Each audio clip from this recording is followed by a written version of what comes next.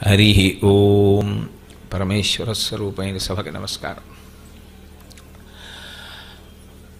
నేను నిన్నటి వరకు మీతో పృథ్వీలింగం గురించి, అలాగే భవస్వరూపము అని పేర్కొనబడేటటువంటి ఆ జలలింగం యొక్క వైభవం గురించి ప్రస్తావన చేయడం జరిగింది.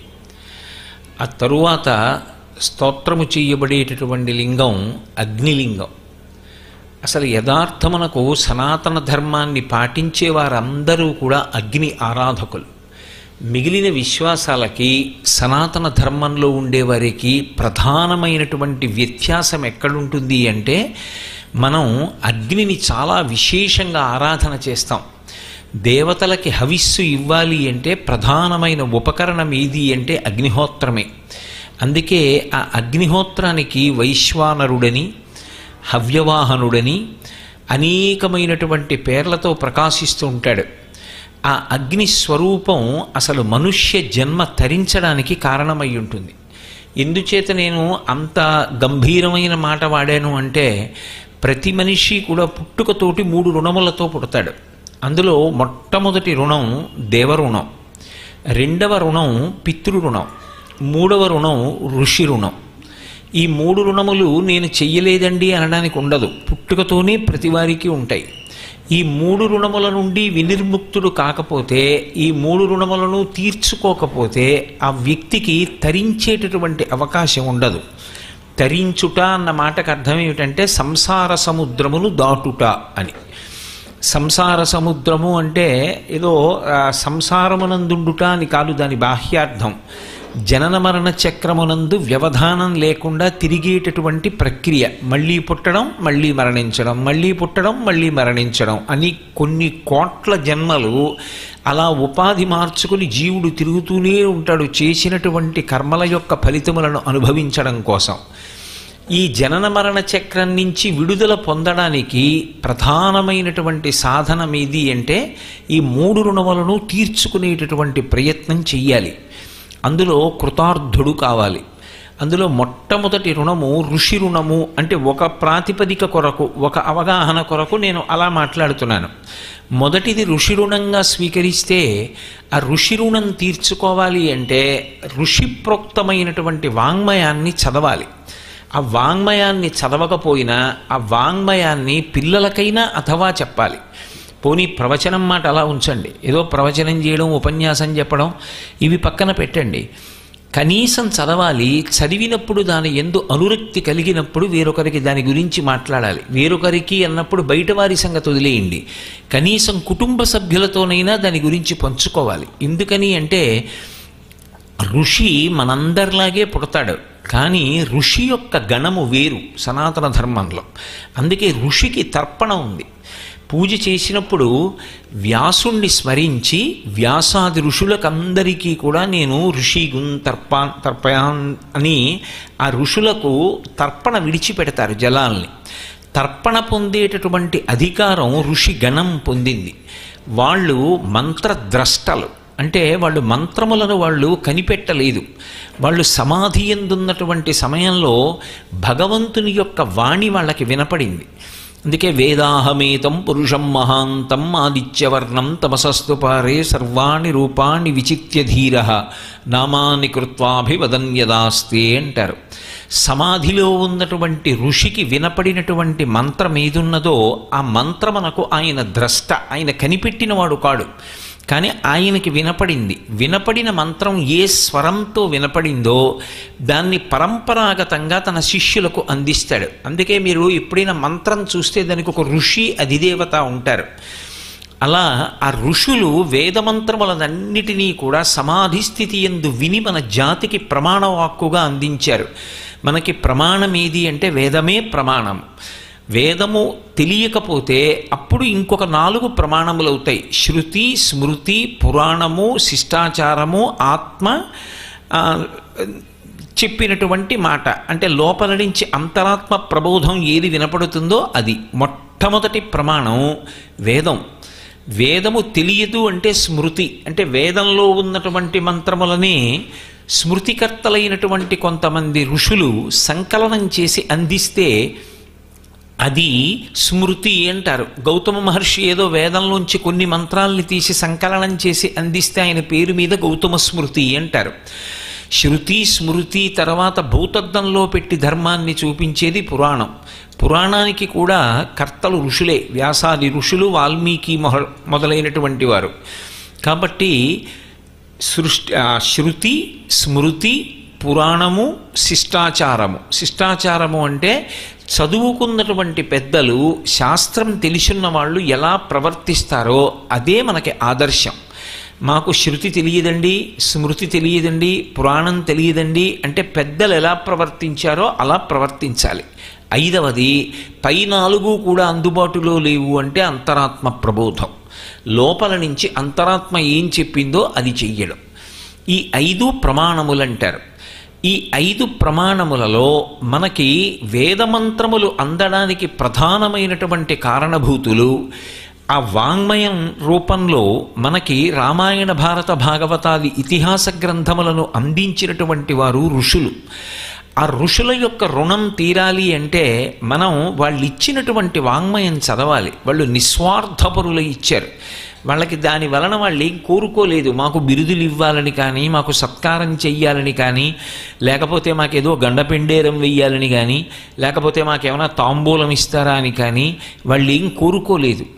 జాతి ధర్మపథంలో నిలబడడం కోసం, మనుష్య జన్మ యొక్క ప్రయోజనాన్ని సాధించుకోవడం కోసం ఏది అందాలో దాన్ని జాతికంతటికీ కూడా అందించారు. అటువంటి ఋషి యొక్క రుణం దేని చేత తీరుతుంది అంటే ప్రతిరోజు రామాయణ భారత భాగవతాల్లాంటి గ్రంథాలని కొద్దిసేపైనా పఠనం చెయ్యాలి. పఠనం చేసి కనీసం తన కుటుంబ సభ్యులతోనైనా వాటిని పంచుకోవాలి. వాటి గురించి భార్యతోటి పిల్లలతోటి మాట్లాడుతూ ఉండాలి.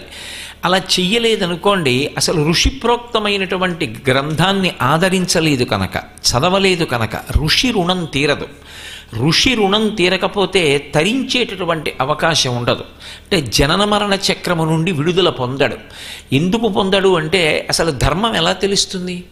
ధర్మం తెలిస్తే కదూ ఈ ఆచరణ అనేటటువంటిది అలవాటవడం. ధర్మము అంటే పాటించినదేదో అది ధర్మం. ధ్రియతేవా జనైరితి ధర్మం అంటుంది అమరకోశం. ఏది పట్టుకున్నాడో, ఏది అనుష్ఠించాడో, ఏది నడవడిలోకి తెచ్చుకున్నాడో దానికి ధర్మమని పేరు. సమస్తమైనటువంటి ఆర్ష గ్రంథములు దేన్ని ప్రతిపాదన చేస్తాయంటే ధర్మాన్ని ప్రతిపాదన చేస్తాయి. ఋషులు ధర్మాన్ని ప్రతిపాదన చేసినప్పుడు ఆ ధర్మ ప్రతిపాదితమైనటువంటి గ్రంథములను చదవనప్పుడు ధర్మానుష్ఠానము చేసే అవకాశం కూడా ఉండదు. ఉండనప్పుడు అసలు తరించడం అన్న మాట ఎక్కడి నుంచి వస్తుంది?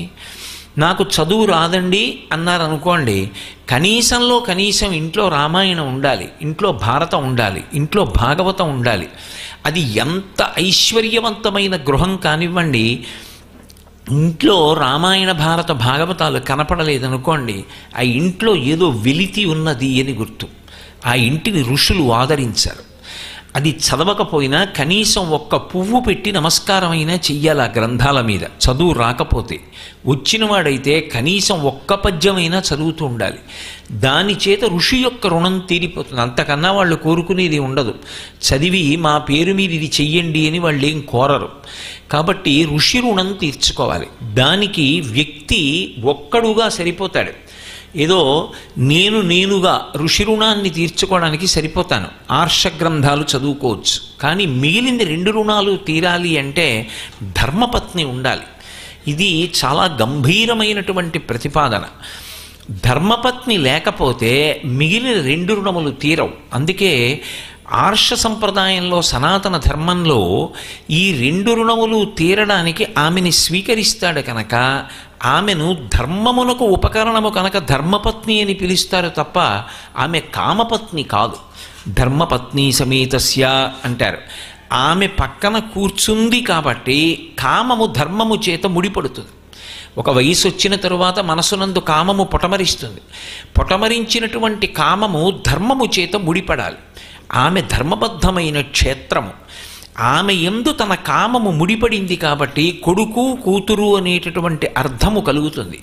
ఆ కూతుర్ని కన్యాదానం చేసి దశ పూర్వేషాం దశాపరేషాం, తనతో కలిపి 21 తరాలు తరిస్తున్నాయి. అంతకన్నా గొప్ప అర్థం ఎక్కడుంటుంది? కొడుకు తన శరీరం పడిపోయిన తరువాత గయాశ్రాద్ధం పెడుతున్నాడు. అందుకని కొడుకు పుట్టాలి, కొడుకు పుట్టాలి, కొడుకు పుట్టాలి అని కోరుకుంటూ ఉంటారు. అయినప్పుడు ఆ కొడుకు కూతురు అనబడేటటువంటి ధర్మబద్ధమైనటువంటి సంతానము దేని వలన కలుగుతుంది అంటే ధర్మబద్ధమైనటువంటి క్షేత్రము వలన కలుగుతోంది. అందుచేత ఆమె ధర్మపత్ని. ధర్మపత్ని పక్కన కూర్చున్న కారణం చేత దేవరుణం తీరుతుంది. దేవతల యొక్క రుణం తీరాలి అంటే యజ్ఞయాగాది క్రతువుల యందు యాజమాన్యం వహించాలి. యజ్ఞయాగాది క్రతువులకు సహాయం చెయ్యాలి. ధర్మపత్నితో కలిసి కూర్చుని పూజ చెయ్యాలి. నోములు వ్రతాలు చెయ్యాలి. ఇక్కడ మీకు ఒక ప్రశ్న ఉదయించవచ్చు, ఏమండి మరి పురుషుడు పూజ చేస్తున్నప్పుడు భార్య కూడా పక్కనే కూర్చుంటే ఇంటి వ్యవహారాలు ఎలా నడుస్తాయి అని. కానీ దానికి శాస్త్రం ఒక మాట చెప్పింది. పూజలో ప్రక్కన కూర్చునుట అన్న మాటకు అర్థం ఏంటంటే భర్తగారు పూజకి కూర్చున్నప్పుడు ఆచమనీయం ఎవరు వెయ్యాలి అంటే ధర్మపత్ని వెయ్యాలి. తాడేపల్లి రాఘవనారాయణ శాస్త్రి గారు పెళ్లి చేసుకుని ఆ రోజు సాయంకాలం పెళ్ళి అయిపోయిన తర్వాత కూర్చుని ఉన్నారు. కూర్చుని ఉంటే మామగారు వచ్చి ఓ మాట అడిగారు, ఏరా అబ్బి దేనికి పెళ్లి చేసుకున్నావు అని అడిగారు. ఆయన కోపం వచ్చింది, నువ్వు పిల్లని ఎందుకు ఇచ్చావు అని అడగాలనుకున్నారు. కానీ మామగారు విజ్ఞుడు, మహానుభావుడు, ఆయన ఎందుకు అడుగుంటారు అని ఆయన బాలా ఉపాసకులు అమ్మవారిని ప్రార్థన చేశారు. ఆయనకి తటాలున గోచరించింది. ఆయన అన్నారు, నేను బ్రహ్మచారిగా ఉండగా ఎడంచేత్తో వేసుకుంటున్నాను ఆచమనీయం, అది దూష్యం, ఎడంచేత్తో ముట్టుకోవడానికి వీల్లేదు అసలు పూజలు. కానీ తప్పదు, బ్రహ్మచారిగా ఉన్నాడు, వేసుకున్నాడు. గృహస్థాశ్రమంలోకి వచ్చాడు, ధర్మపత్ని వచ్చింది, తన ధర్మమునందు ఆమె ఉపకరణం. ఏదో ఎక్కడో ఎప్పుడో ఒక ఊరు వెళ్ళినప్పుడు ఒక్కడు ఉన్నాడు, అది వేరు మాట. కానీ ధర్మపత్ని పక్కనుంది అంటే దాని అర్థం ఏమిటంటే మొట్టమొదటి స్నానం ఆవిడిది. ఆవిడ ఇంట్లో స్నానం చేస్తుంది. ఎందుకని అంటే పురుషుడు వెళ్ళి పూజకి సంబారం సర్దుకుని కూర్చున్న తర్వాత ఆచమనీయం వేస్తుంది. రాఘవనారాయణ శాస్త్రి గారు అదే ప్రతిపాదన చేశారు. ఆమె ఆయనకు వేస్తుంది, ఆయన ఆమెకు ఆచమనీయం వేస్తాడు. అది పుచ్చుకుంటే పూజ ప్రారంభం దగ్గర నుంచి ఇక చివరి వరకు నీరాజనానికి ఆమె వచ్చి కళ్ళకద్దుకుంటుంది. ఒకవేళ ఆమె విదుషీమని అనుకోండి, ఏదో ఒక సంగీతం పాడగలదు. అప్పుడు చిట్ట చివర రాజోపచారంలో భర్త పూజ చేసి గీతం శ్రావయామి అంటాడు, ఆమె వచ్చి ఓ పాట పాడుతుంది. వాద్యం ఘోషయామి అంటాడు, ఏదో వీణానాదం చేస్తుంది, లేకపోతే వేణువు వాయిస్తుంది. అది ఇద్దరూ కలిసి తరించేటటువంటి విధానం. అథవా అసలు యజ్ఞం చెయ్యాలన్నా, యాగం చెయ్యాలన్నా, నోము చెయ్యాలన్నా కొన్ని తప్ప మిగిలిన ఏ వ్రతాన్ని అనుష్ఠానం చెయ్యాలన్నా, కన్యాదానం చెయ్యాలన్నా, ఆఖరికి తన కడుపున పుట్టిన ఆడపిల్లని కన్యాదానం చెయ్యాలన్నా ధర్మపత్ని లేకపోతే ఆయన ఏ కార్యక్రమానికి అనర్హుడు, ఆయన చెయ్యడానికి వీల్లేదు, అమంగళకరుడు అంటారు. అంటే ఆయన ఆ అదృష్టాన్ని పొందినవాడు కాడు. భుజం మీదకి ఎడమ భుజానికి ఉత్తరీయం తగలాలి అంటే భార్య ఉన్నది అని గుర్తు. భార్య ఉంటేనే ఎడం భుజానికి ఉత్తరీయం తగలాలి. భార్య లేదనుకోండి, ఎడం భుజానికి ఉత్తరీయం తగలకూడదు, ఒక్క కుడి భుజం మీదే వేసుకోవాలి. ఒక్క కుడి భుజం మీద వేసుకుని కూర్చున్నాడు అనుకోండి, అమంగళకరుడు, ఆయనకి అధికారం లేదు, ఆయన పీటల మీద కూర్చోడానికి యోగ్యత ఉన్నవాడు కాడు అని గుర్తు. ధర్మపత్ని అనేటటువంటిది ఎంత శక్తివంతమంటే ఆమె లేని నాడు ఇక్కడ శాంతి లేదు. గృహిణీ గృహముచ్యతే. ఇల్లు అంటే కేవలం ఇటకలతో కట్టినది కాదు, ఆమెయే ఇల్లు. ఆమె లేనినాడు పురుషుడికి మనశ్శాంతి ఎక్కడిది? ఇంటికి వెళ్ళేటప్పటికి కళ్ళల్లో ఒత్తులు వేసుకుని ఎదురు చూసేది, ఆయన కడుపు నిండా తినాలని పచనం చేసి పెట్టేది, ఆయన కోసం ఆహారహం తాపత్రయపడేది ఎవరంటే ఆమెయే. అది సనాతన ధర్మంలో గొప్పతనం. ఆమెకి ఇంకొక ఉపాసన లేదు, ఆమె భర్తనే ఉపాసన చేస్తుంది, అందుచేత ఆమె తరించిపోతుంది. ఇక ఆమెకి ఈశ్వరోపాసన ఉన్నదా లేదా అన్న దానితో సిద్ధాంతం లేదు. భర్తని అంత ప్రేమగా చూస్తుంది కాబట్టి భర్త దైవం. ఆ దైవోపాసన ఆమెకి అందులో జరిగిపోయి ఆమె తరించిపోతుంది. పురుషుడు అలా కాదు, భగవంతుణ్ణి పట్టుకోవాలి ప్రయత్నపూర్వకంగా. అందుకని ఆమె ధర్మపత్ని. ఆమెతో కలిసి ఉంటే తప్ప అగ్నికార్యం చేయడానికి వీల్లేదు, అగ్నిని ఆరాధించకూడదు. ఇక్కడ మీరు నన్ను ఒక ప్రశ్న వేస్తారు, నాకు తెలుసు. అగ్నిని అందరూ ఆరాధన చేయరు కదండి. యజ్ఞయాగాది క్రతువులు చేసినప్పుడు అగ్నిహోత్రం దగ్గర కూర్చోవడం కానీ, హవిస్సు వేయడం కానీ, ఆజ్యధార వేయడం కానీ చేసేటటువంటి వాళ్ళు యజ్ఞోపవీతం ఉన్నటువంటి కొంతమంది చేస్తూ ఉంటారు. అందరూ చెయ్యట్లేదుగా అనో ప్రశ్న నన్ను వెయ్యొచ్చు. కానీ మీతో నేను ఒక పరమసత్యం చెప్తున్నాను. అగ్నిని ఆరాధించడానికి అందరూ అర్హులే. అగ్ని ఆరాధన అందరూ చెయ్యాలి అని 4వ వర్ణం వారు అగ్నిని ఎలా ఆరాధన చెయ్యాలో వైద్యనాథ దీక్షితీయము అనబడేటటువంటి పరమ ప్రామాణికమైన గ్రంథం చెప్తోంది.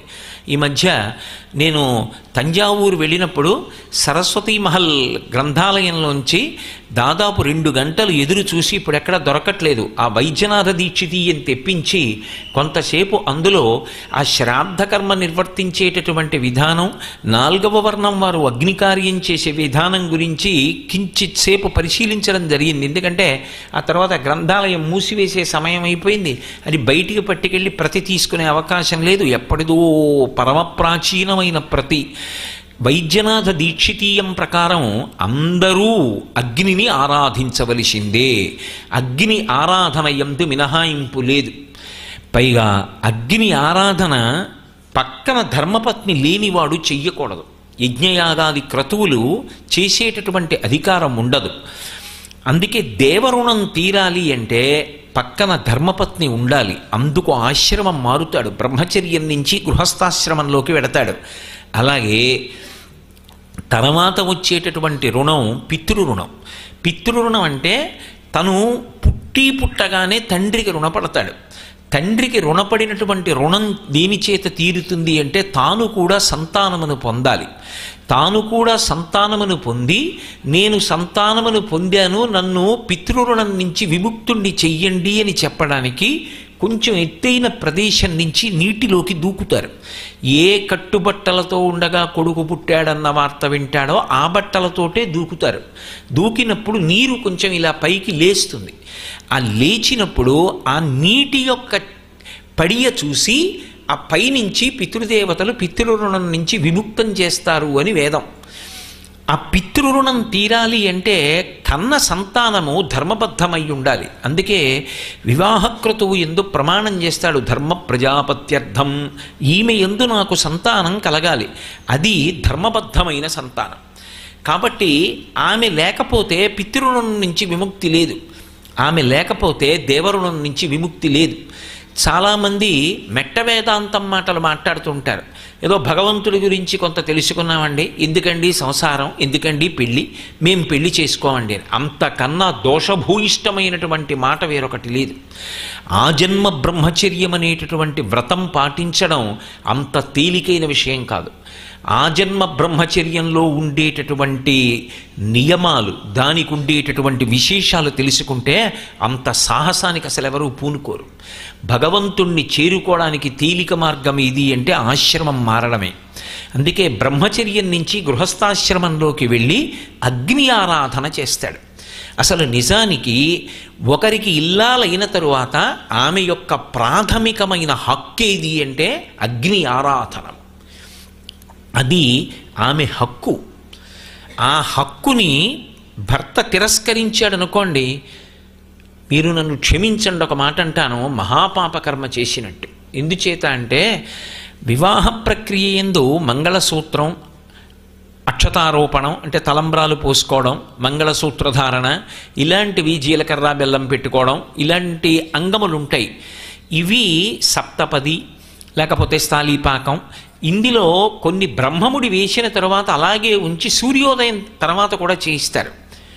ఎంత అర్ధరాత్రైనా సరే ప్రధాన హోమం మాత్రం ఆపరు. ప్రధాన హోమం చేసేయాలంటే ఎక్కడ అగ్నిహోత్రం అప్పటి వరకు బ్రహ్మచారిగా ఉన్నాడు. బ్రహ్మచారిగా ఉన్నప్పుడు గుడుగు వేసుకోకూడదు, బ్రహ్మచారిగా ఉంటే కాటుక పెట్టుకోకూడదు, బ్రహ్మచారిగా ఉంటే చెప్పులు వేసుకోకూడదు. పాటిస్తే చెప్తున్నాను నేను. ఇప్పుడు పెళ్లిళ్లలో ప్రత్యేకించి బ్రాహ్మణ వివాహంలో జరిగేటటువంటి తూతూ మంత్రం కాశీయాత్ర గురించి నేను మాట్లాడటం లేదు. నేనంత కఠినంగా అన్నందుకు క్షమింపబడేదనుగాక. నేను దాన్ని గురించి మాట్లాడటలేదు. అవి మామగారి దగ్గర నుంచి గొడుగు చెప్పుల కోసం చేసే స్నాతకాలు. అసలు నేను వేదంలో చెప్పబడినటువంటి యథాతథమైనటువంటి స్నాతకం సమావర్తనం గురించి మాట్లాడుతున్నాను. ఆ వ్రతంలో వేదం గురువుగారి దగ్గర నేర్చుకుని వచ్చిన తరువాత పాఠం పూర్తయితే రాజుగారి దర్శనం చెయ్యాలి. రాజదర్శనానికి వెళ్ళినప్పుడు కాటుక పెట్టుకుంటాడు. పెట్టుకుని గొడుగేసుకుని నాస్రగ్వి, మెడలో పూలదండ లేకుండా ఉండకూడదు, అందుకని పూలదండ వేసుకుని చెప్పులు వేసుకుని రాజమందిరానికి వెళ్ళి రాజదర్శనం చేస్తాడు. బ్రహ్మచారి పెళ్లి ఖర్చు రాజుగారిది. ఆయన ఎంత చదువుకున్నాడో రాజుగారి దగ్గర విద్వత్తు ప్రదర్శిస్తాడు. బ్రహ్మచారి వస్తున్నాడు అంటే రాజు కూడా లేచి నిలబడేవాడు పూర్వం. అంత గౌరవించేవారు. ఈ దేశంలో విద్యా వ్యవస్థకి అంత గౌరవం ఉన్నటువంటి స్థితి.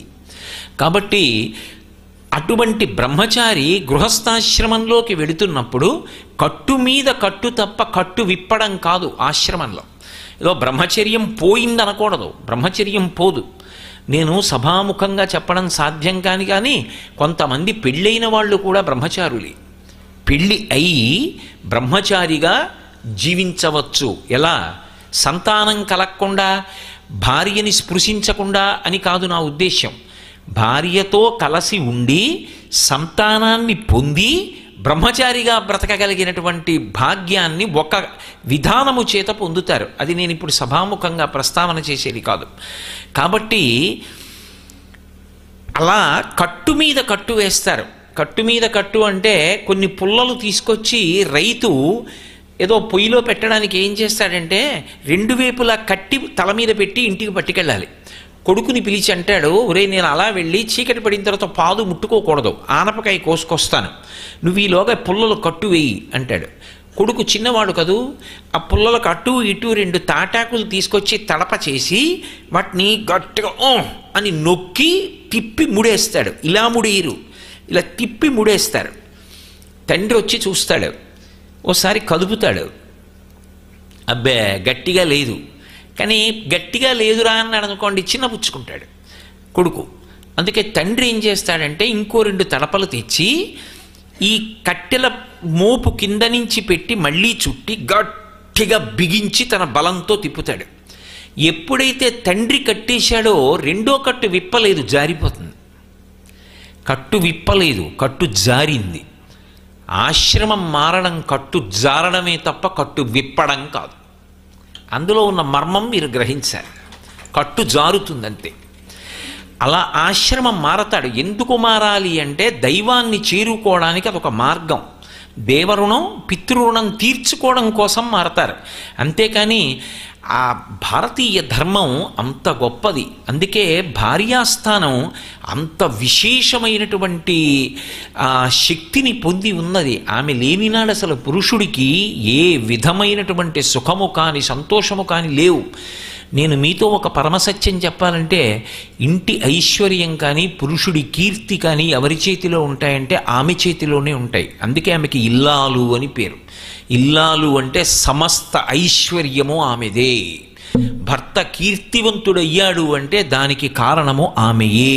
ఆమెకి లేని విశేషం పురుషుడి యందు ప్రసరించదు. ఒక్కొక్క ఇంట ఒక్కొక్క స్త్రీ వచ్చిన వేళ ఇల్లు ఎంత ఎత్తెదుగుతుందో దాన్ని నిలబెట్టి కొనసాగించగలిగినటువంటి సంప్రదాయం తెలుసున్న వాళ్ళని మళ్ళీ కోడళ్ళుగా తెచ్చుకొని ఆ ఇంటి వైభవాన్ని నిలబెట్టుకుంటారు. అంత శక్తివంతురాలు. ఎక్కడ ఆర్షధర్మంలో స్త్రీని తక్కువ చేసి మాట్లాడలేరు సరికదా. అసలు నిజానికి స్త్రీ లేని పురుషుడి జీవితం ఎందుకూ కొరగాదు. మనశ్శాంతి ఉండదు, సుఖము ఉండదు, పుణ్యం చేసుకోవడానికి అవకాశము ఉండదు. తన కడుపున పుట్టిన కూతుర్ని తాను కన్యాదానం చేయలేడు పక్కన ధర్మపత్ని లేకపోతే. అంత శక్తివంతురాలామె. కాబట్టి అగ్ని ద్వారా దేవతలకు హవిస్సివ్వడం అనేటటువంటిది అత్యంత ప్రధానమైన విశేషం. బ్రహ్మచారిగా ఉన్నాడనుకోండి సమిధాదానం అంటారు. సమిధాదానము అంటే ఉదయం వేళ సాయంకాలం వేళ పాలాశ కర్రలు తీసుకొచ్చి అగ్నిహోత్రంలో గురువుగారి అగ్నిహోత్రంలో వేస్తాడు బ్రహ్మచారి. దాన్ని సమిధాదానం అంటారు. అదే ఔపాసన అగ్ని అంటారు. అంటే పెళ్ళైన రోజు రాత్రి ఇలా వివాహం అవగానే జీలకర్ర బెల్లం పెట్టుకుని మంగళసూత్రం కట్టగానే ప్రధాన హోమం చేసేటప్పుడు బ్రహ్మచర్యం నుంచి గృహస్థాశ్రమంలోకి వచ్చిన వ్యక్తి చెయ్యవలసిన మొట్టమొదటి పని ఏమిటి అంటే ఔపాసనాగ్నిని వెలిగిస్తాడు. ఔపాసనాగ్ని అంటారు దాన్ని. అది ఎక్కడి నుంచి తెస్తారంటే తన తండ్రి గారి అగ్నిహోత్రంలోంచి తెచ్చుకుంటాడు. ఇంట్లోనే ఆగ్నేయంలో అగ్నిస్థానం ఉంటుంది, అది ఎప్పుడు నిరంతరం వెలుగుతూ ఉంటుంది. స్త్రీ దేని చేత తరించిపోతుందంటే భర్తగారు ఏదైనా పని మీద ఎటైనా వెళ్ళాడనుకోండి, అందులో కాస్త అక్షతలు వేస్తూ ఉంటుంది, కాస్త ఊక వేస్తూ ఉంటుంది, అటు ఇటు వెళ్ళొచ్చి కాస్త ఊక వేస్తుంది, అమంత్రకం, దానికి మంత్రం ఉండదు, అది వేస్తూ ఉంటుంది. ఇంట అగ్నిహోత్రాన్ని సంరక్షించేటటువంటి అధికారం ఎవరిది అంటే ఆమెది. ఆమె అలా చేయడం వల్ల విశేషమైన దేవతానుగ్రహాన్ని పొందుతుంది. భర్త దాన్ని విడిచిపెట్టేశాడు అనుకోండి, ఆమెకి అదృష్టం తగ్గలా, అది ఆమె హక్కు. అందుకే ఆ రాత్రి ఔపాసనాగ్ని వెలిగిస్తారు, అది జీవిత పర్యంతం కాపాడుకుంటారు. అది బ్రతికున్నంత కాలం ఆ ఔపాసనాగ్ని వెలుగుతూ ఉంటుంది. దాన్నే గృహ్యాగ్ని అంటుంటారు, స్మార్తాగ్ని. ఇంట్లో ఉండి తాను ఇంట చేసే కార్యాలు కొన్ని ఉంటాయి, ఏదో పాకయజ్ఞములు అంటారు, పాకయజ్ఞములు హవిర్యజ్ఞములు అని 2 రకాలుగా ఉంటాయి. అందులో సాధారణంగా పాకయజ్ఞాలకి సంబంధించినవన్నీ కూడా, అంటే పితృ సంబంధమైన కార్యాలు కానీ ఇవి ఏవి చేసినా కూడా ఔపాసనాగ్నిలో చేస్తారు, అది ఏకకుండంలో ఉంటుంది. అది కాకుండా మళ్ళీ అందులోంచే అగ్నియాధానం అని ఒక కార్యక్రమాన్ని నిర్వహించి వేరొక అగ్నిని వెలిగిస్తారు, దాన్ని శ్రౌతాగ్ని అంటారు. శ్రౌతాగ్నిని త్రేతాగ్నులు చేసి 3 కుండములు చేసి దాంట్లో అద్భుతమైనటువంటి భగవత్ సంబంధమైన యాగం చేస్తాడు. చాలా పై స్థాయిలో ఉండేటటువంటి దేవతలకి హవిస్సు అందులో ఇస్తారు. అందులో హవిస్సు ఇచ్చినప్పుడు దేవతలు అందుకుంటారు దాన్ని. అలా అందుకుంటే అవేం మాటలు కావు. నేను మీకు ఒక ఉదాహరణ చెప్పాలి అంటే సోమయజ్ఞము అని ఒక యజ్ఞం ఉంది. ఆ సోమయజ్ఞం చేశాడనుకోండి ఇంట్లో ఒక వ్యక్తి, ఇక పైన ఆయన్ని పిలిచినప్పుడు పేరు పెట్టి పిలవక్కర్లేదు, దీక్షితులు గారు అని పిలిస్తే చాలు. పేరు చివర దీక్షితులు అని ఉంది అంటే ఆ ఇంట అలవాటు ఉందన్నమాట, సోమయజ్ఞం చేస్తారు అని. అలాగే వాజపేయము అని ఒక యజ్ఞం, వాజపేయం చేసినప్పుడు అవబృధ స్నానం అన్నంతో చేస్తారు. యజ్ఞం చెయ్యగా మిగిలిపోయిన అన్నం ఏది ఉంటుందో అన్నంతో అవబృధం చేస్తారు. అవబృధ స్నానం చేయించినప్పుడు ఎవరు భూమిని పరిపాలిస్తున్నాడో ఆ రాజు వచ్చి అవబృధ స్నానం అన్నంతో చేసి వాజపేయ యాగం చేసినటువంటి వ్యక్తికి తెల్లటి గొడుగు పట్టాలి. మహారాజుకి శ్వేతఛత్రం ఉంటుంది, సింహాసనం మీద శ్వేతఛత్రం ఉంటే దాని కింద కూర్చుని పరిపాలిస్తాడు.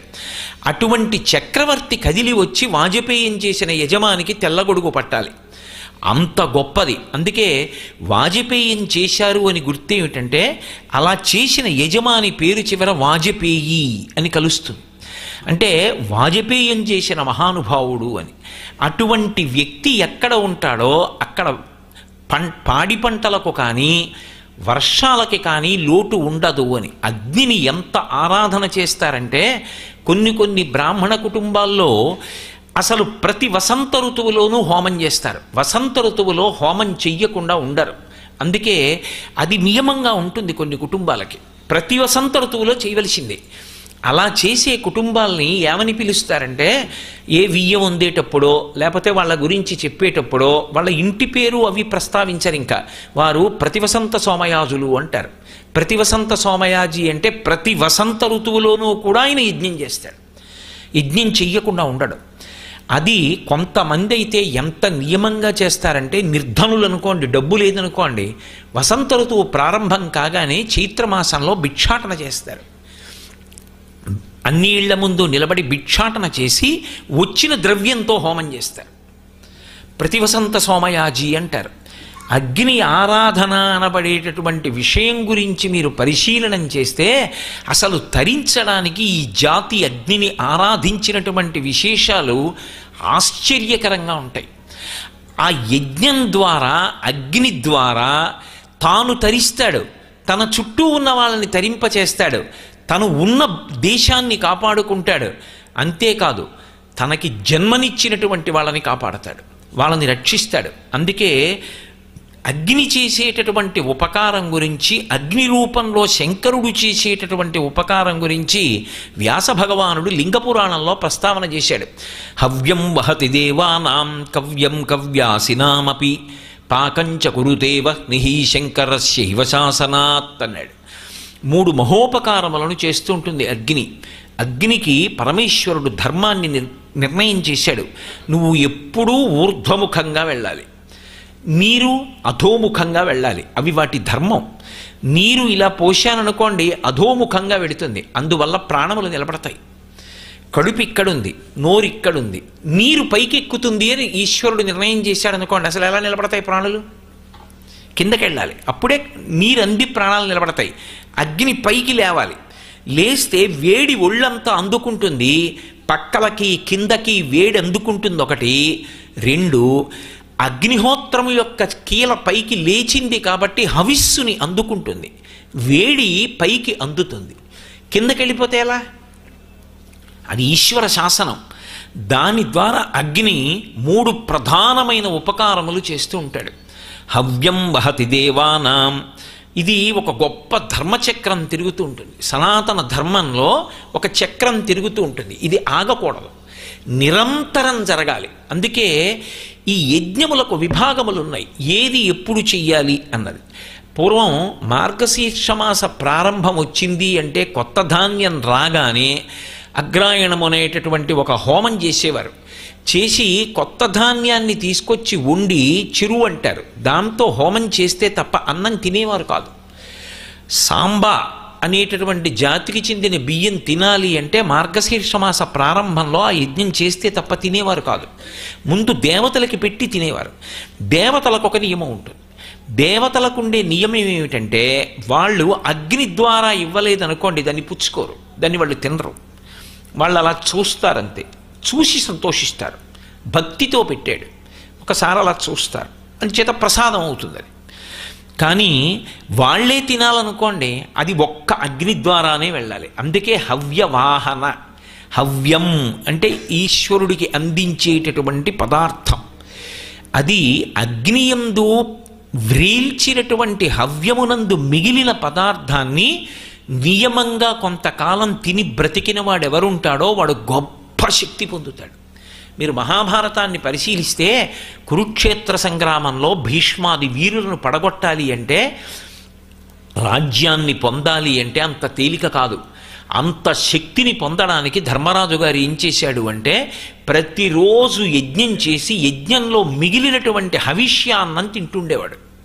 దాని చేత అంత తేజస్సు పొందాడు. అలా ఈ యజ్ఞయాగాది క్రతువులు చేస్తూ ఉంటారు. అది అగ్నిముఖంగా ఇవ్వాలి హవిస్సు. ఏదో కూర్చుని ఆ మంత్రం చెప్తారు. ఏదో రుద్రహోమం జరుగుతోందనుకోండి, రుద్రం అభిషేకానికి అదే మంత్రం చెప్తారు. అదే ఒక మంత్రానికి చిట్ట చివరికి వచ్చేటప్పటికి స్వాహ అన్నారనుకోండి, దేవతలకి ఇస్తున్నాను అని అర్థం. అందుకే అగ్నిహోత్రుడి భార్యలు స్వాహ స్వధ అంటారు. స్వాహాకారం చివర చెప్తున్నారనుకోండి, మీకు ఎక్కడో వినపడింది స్వాహ అని వినపడింది, దాని అర్థం ఏమిటంటే అలా ఎక్కడ వినపడిందో అక్కడ ప్రదక్షిణం చేయమని గుర్తు. వెంటనే ప్రదక్షిణం చేయాలి అక్కడ. ఎందుకని అంటే, స్వాహాని పిలిచి హవిష్యం వేస్తే ఆ వండినటువంటి అన్నం అనండి, లేకపోతే ఒక్కొక్కసారి ఒక్కొక్క హోమంలో ధాన్యం వేస్తారు, దాన్ని హవ్యం అంటారు. ఆజ్యం అంటే నెయ్యి, ఆవు నెయ్యి వేస్తారు. ఇది అగ్నిహోత్రుడు ఏం చేస్తాడంటే పట్టుకుంటాడు. ఒకప్పుడు కళ్ళకి కనపడేవి ఇవన్నీ. ఎందుకు కనపడేవి అంటే, దాన్ని చూడగలిగిన శక్తి ఆనాడు ఉండేది ఉపాసనా బలం చేత. నాకు 40 సంవత్సరాల వయస్సు వచ్చే వరకు ఈ కళ్ళజోడు లేదు. కళ్ళజోడు లేకుండా నేను రైల్లో ప్రయాణం చేస్తున్నప్పుడు లైట్లన్నీ ఆర్పి ఉండగా నా టికెట్ మీద నా బెర్త్ నెంబర్ చూసేవాడిని. ఇప్పుడు ఈ కళ్ళజోడు లేకపోతే ఇంత అక్షరం కూడా నాకు కనపడదు. ఇంత అక్షరం ఉన్నా సరే అది నాకు కనపడదు, ఈ కళ్ళజోడు ఉండాలి. అంటే ఏమైంది, ఒకనాడు ఈ కంటికి ఉన్న శక్తి ఇప్పుడు లేదు, క్షీణించిపోయింది. అలాగే ఒకనాడు దేవతలు యాగశాలలోకి వస్తే చూడగలిగిన శక్తి ఉండేది, ఎందుకంటే ధర్మానుష్ఠాన బలం చేత చూసేవారు, కంటికి ఆ శక్తి ఉండేది. రామాయణ కాలంలో దశరథ మహారాజు గారు యజ్ఞం మొదలెట్టాడు. ఋష్యశృంగుడు వచ్చాడు. ఇష్టింతేహం కరిష్యామి పుత్ర పుత్రీయాం పుత్రకారణాత్ అథర్వ శిరసి ప్రోక్తై మంత్రై సిద్ధాం విధానత అన్నాడు. నేను నీతో అథర్వ శిరసి అనబడేటటువంటి హోమం చేయిస్తున్నాను, దీని చేత దేవతలు ప్రీతి చెంది నీకు పుత్ర సంతానాన్ని అనుగ్రహిస్తారన్నాడు. ఎప్పుడైతే ఆయన హోమం చేయడానికి కూర్చున్నాడో దేవతలకి హవిస్సిస్తాడు, అది తినాలి. నన్ను మీ ఇంటికి రమ్మన్నారనుకోండి, భోజనానికి రమ్మన్నారు, అందరూ దేవతార్చనకి రమ్మన్నారంటారు.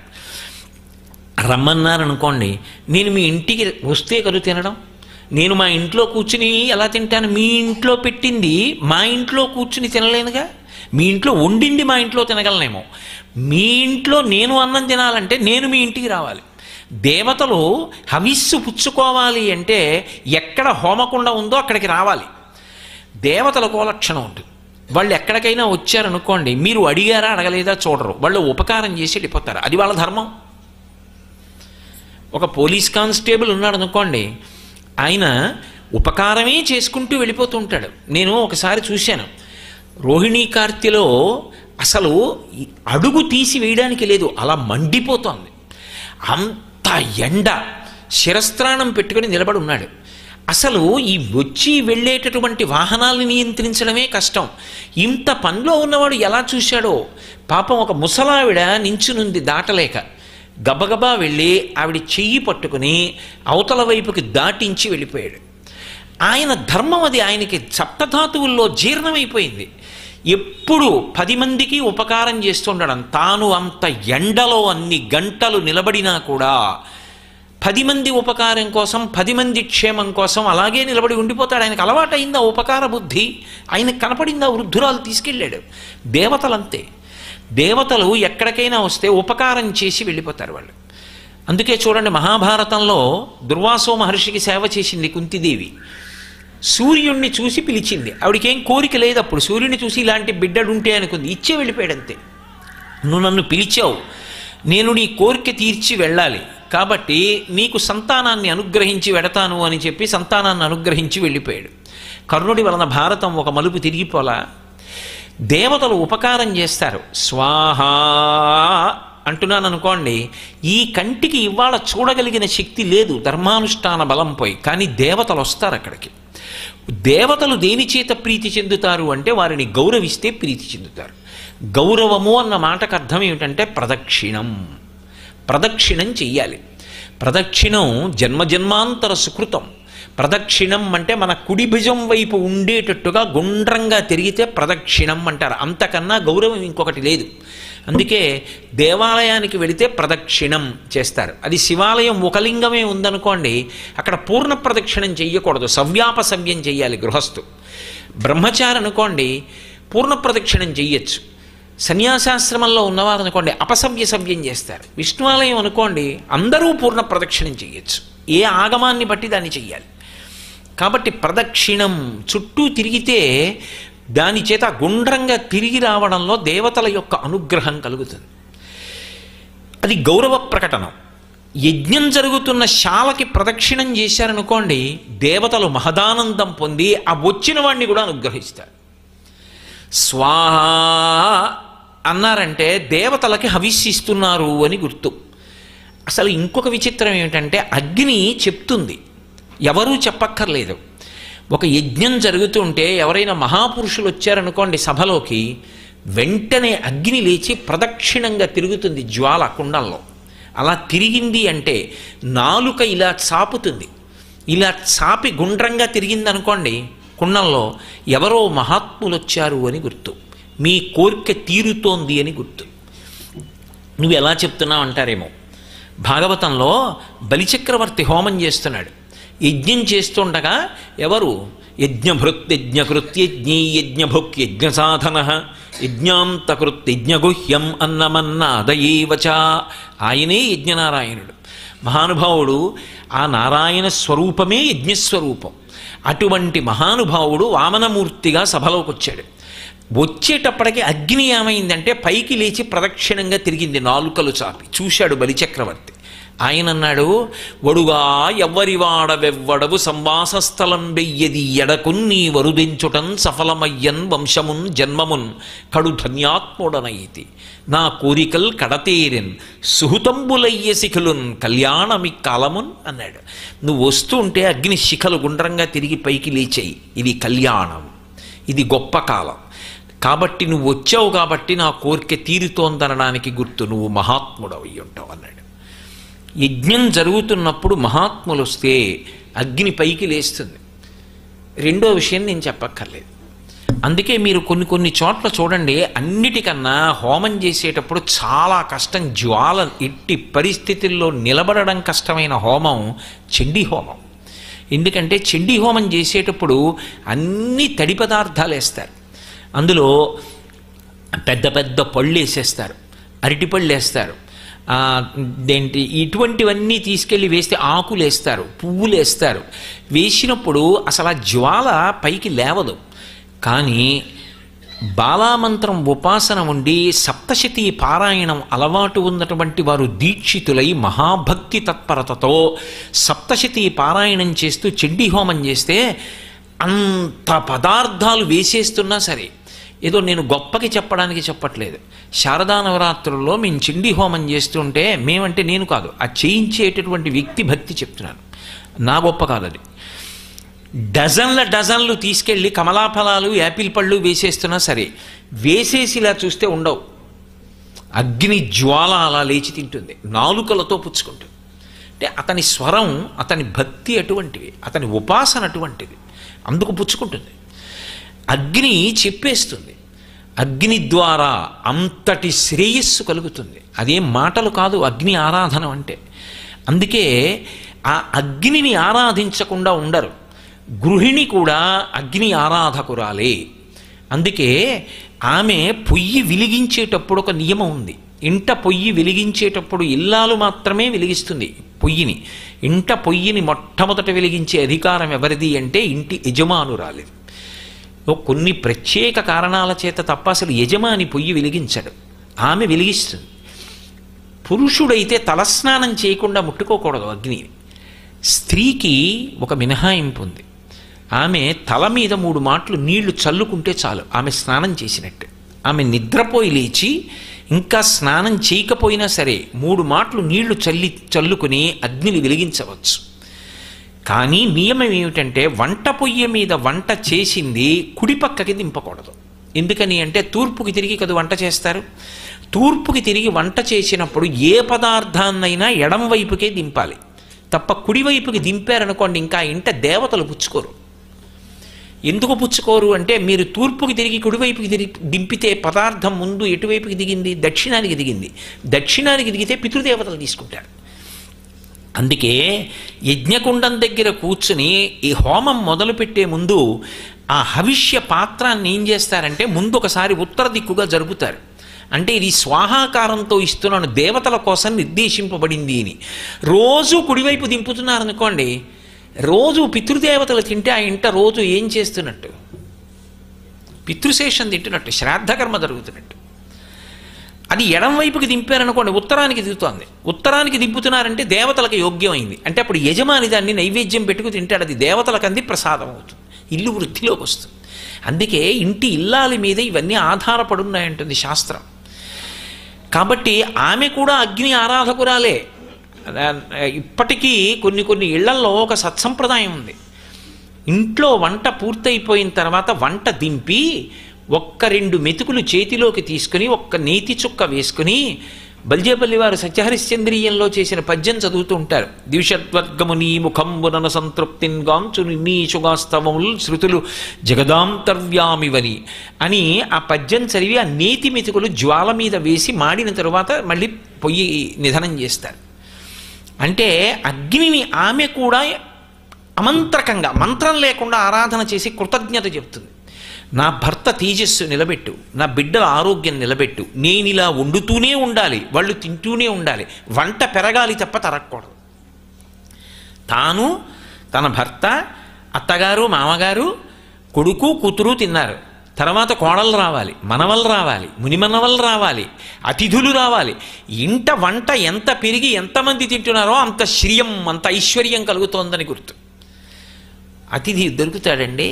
అందున పరమ భాగవతోత్తముడైన వాడు ఇంటికి వచ్చి అన్నం తిని వెళ్ళాడంటే మాటల ఊరక రారు మహాత్ములు వా రథముల ఇండ్ల కడకు వచ్చుటలెల్లం కారణము మంగళములకు, మీరు వచ్చుట శుభము మాకు నిజము మహాత్మా అంటాడు గర్గుడు భాగవతంలో. వారు వచ్చి అన్నం తిని వెళ్ళారు అంటే అక్కడ యజ్ఞం చేసినట్టే లెక్కలోకి తీసుకుంటారు శాస్త్రంలో. కాబట్టి అంత గొప్పగా స్వాహాకారంతో దేవతలకి అందాలి అంటే, దేవతలు తినాలి అంటే, దేవతలు రావాలి అంటే హోమం జరగాలి. యజ్ఞము అంటే 4 ద్వారాలతోటి 4 వేదాలతోటి శాల వేస్తారు. హోమము అంటే హవిష్యము, ఆజ్యము అగ్నిహోత్రంలోకి వేసేటటువంటి ప్రక్రియని హోమం అంటారు. బలి అంటుంటారు, బలిహరణం అంటారు. బలి అంటే దేన్నో తీసుకొచ్చి చంపేయడం అనుకోకూడదు. బలి అన్న మాటకు అర్థం ఏమిటంటే అమంత్రకంగా బలిభుక్కుల కొరకు ఉంచుతారు. ప్రతి చోట బలిపీఠం అని ఉంటుంది. ఆ ధ్వజస్తంభానికి యువతల దేవాలయాలకన్నిటికీ కూడా బలిస్థానాలు ఉంటాయి. ప్రతిరోజు ఏం చేయాలంటే దానికి ముందు గంట కొడుతూ పెడతారు. గంట కొడుతూ వెళ్ళి బట్ట కప్పి ఆ పాత్ర పట్టుకుని వెళ్ళి బలిహరణ స్థానముల యందు ఆ అన్నాన్ని ఉంచాలి. లేకపోతే లోపల ఉన్నటువంటి దేవతలకి చీకాకు కలుగుతుంది. బలిహరణ పీఠాల మీద అలా పెట్టకపోతే అన్నం. కొన్ని చోట్ల అయితే మంగళవాద్యంతో పెడతారు. ఇప్పటికీ మీరు తిరుమల లాంటి దేవాలయాల్లో చూస్తే మంగళవాద్యంతో వెళ్ళి పెడతారు. ఆ బలిహరణ స్థానము అని గుర్తుపట్టడానికి ప్రత్యేకంగా అలా అమరికలు ఉంచుతారు. పెద్దలు ఇక్కడే ఉన్నారు, వారికి తెలుసు దేవాలయ ఆగమం అంతా. ఆ బలిహరణ స్థానముల మీద అన్నం ఉంచుతారు. దాన్ని బలిభుక్కులు తింటాయి. ఏ కాకులు అటువంటి వచ్చి తింటూ ఉంటాయి. దానికి మంత్రం ఉండదు. దాన్ని బలి అంటారు. మంత్రంతో అగ్నిహోత్రంలోకి ఇస్తే హోమము అంటారు. అది దేవతలకు వెడుతుంది. అప్పుడు స్వాహ అంటారు. దేవతలకు అందిందనుకోండి, వాళ్ళకొక గుణం ఉంటుంది. అరే వీడు మనకి హవ్యం ఇచ్చాడు, ఆజ్యం ఇచ్చాడు, మనం ఉపకారం చేయాలి.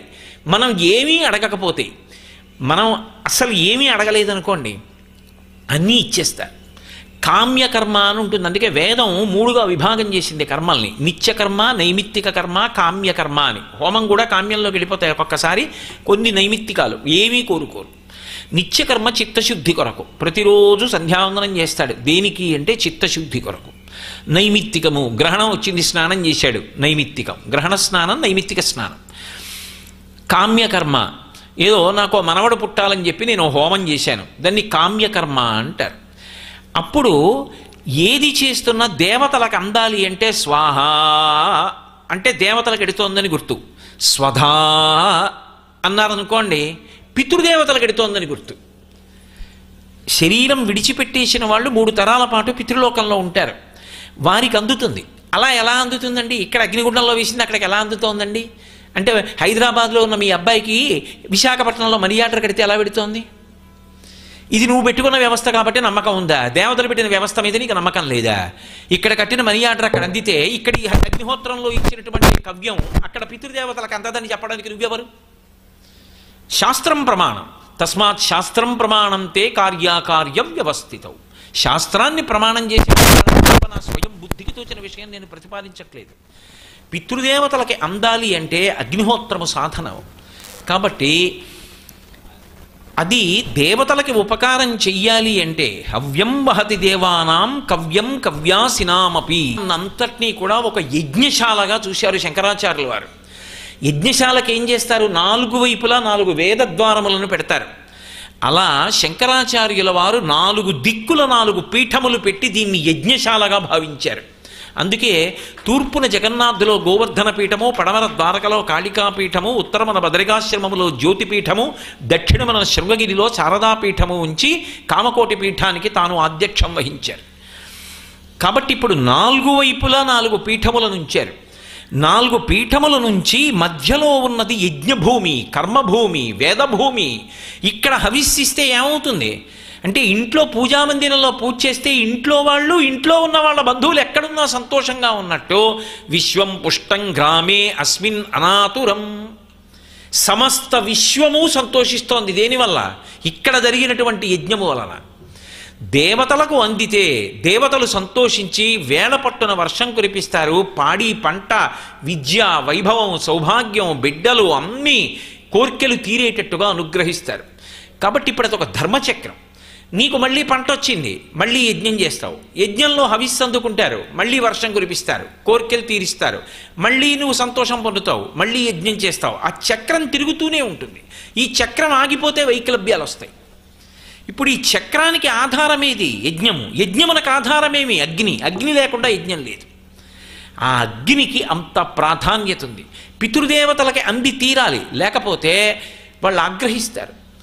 అందుకే అమావాస్య తిథి నాడు కనీసంలో కనీసం వాళ్ళని తలుచుకుని కుడి చేతి బొటన వేలు మించి ధార పొద్దున్న వదలలేదనుకోండి, మధ్యాహ్నం 12 గంటలకి కనీసం దక్షిణ దిక్కుకి తిరిగి 2 చేతులు చూపించి 3 మాటలు ఊపాలి.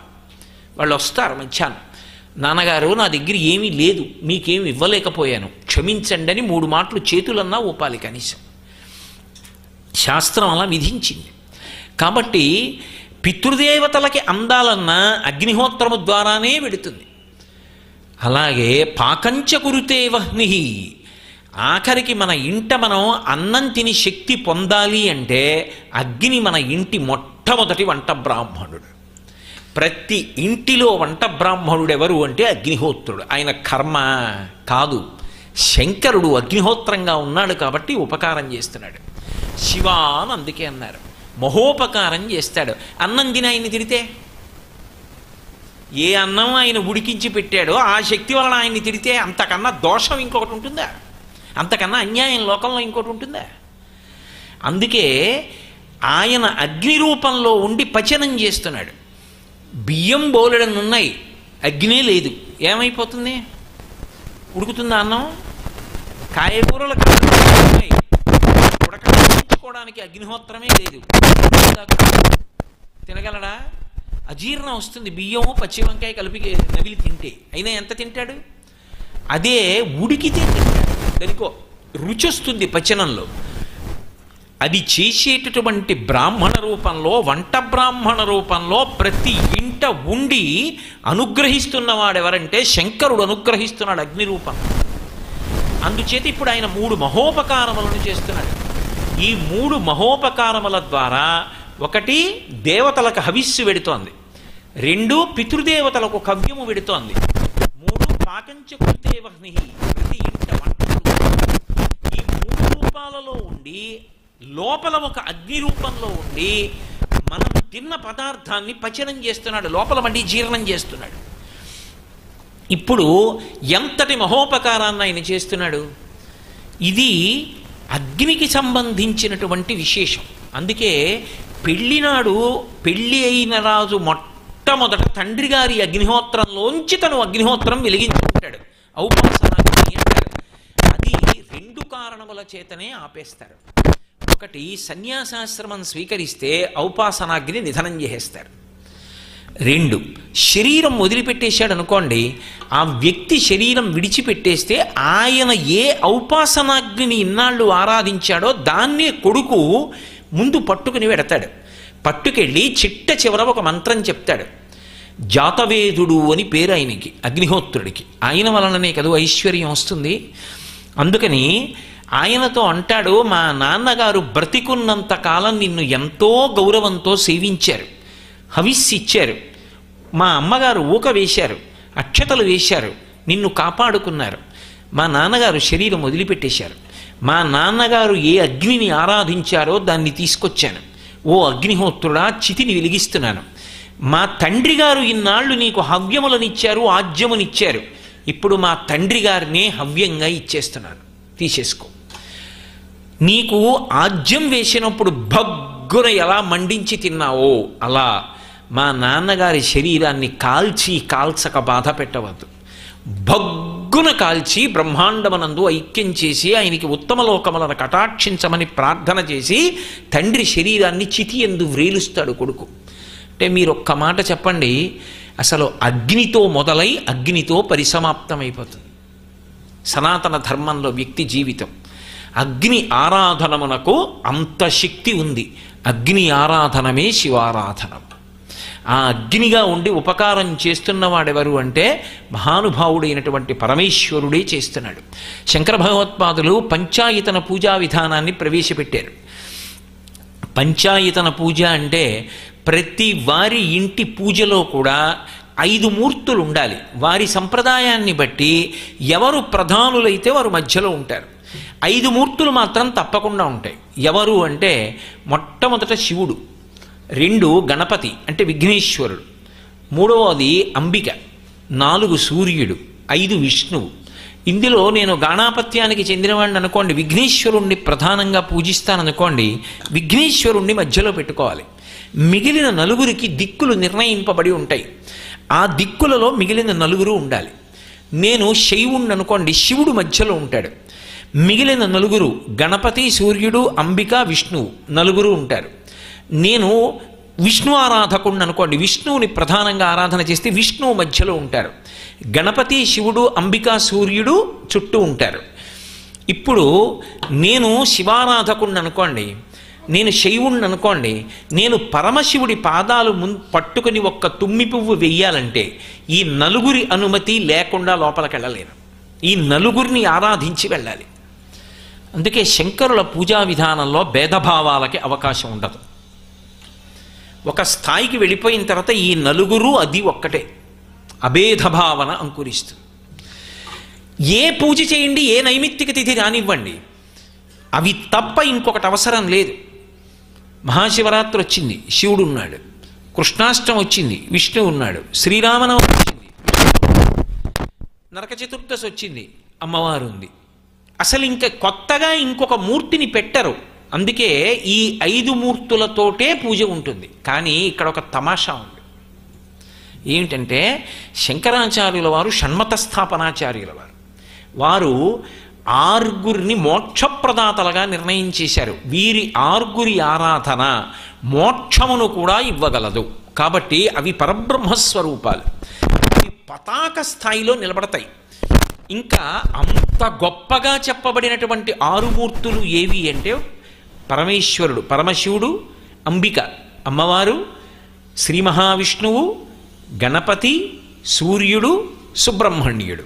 ఈ 6 ఈ 6 మోక్షప్రదాతలుగా నిర్ణయించారు. 6 నిర్ణయించారు కాబట్టి షణ్మత స్థాపనాచార్య అని శంకరాచార్యుల వారికి బిరుదునామం.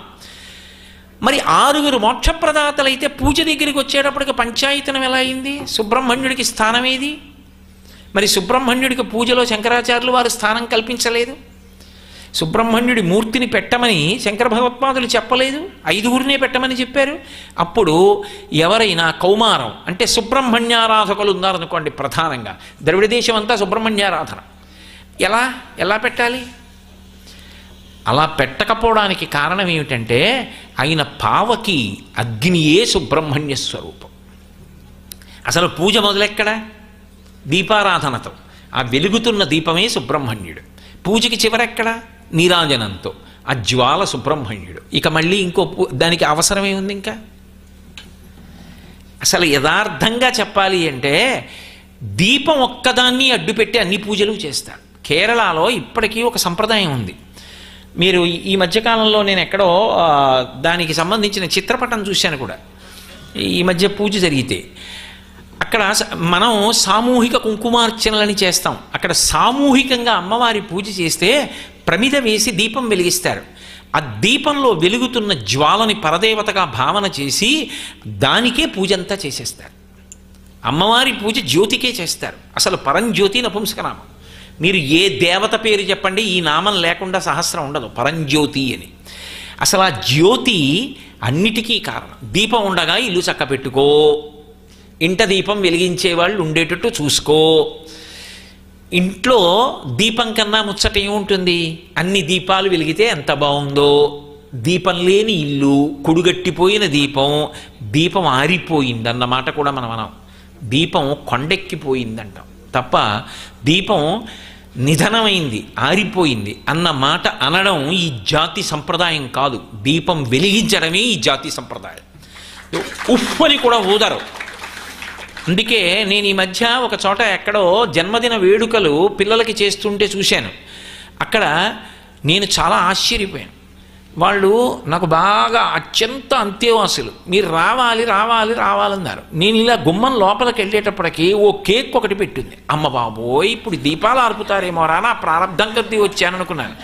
వాళ్ళేం చేశారంటే ఆ పిల్లవాడికి ఎంత వయస్సు వచ్చిందో అన్ని మంగళ దీపాలు పెట్టారు.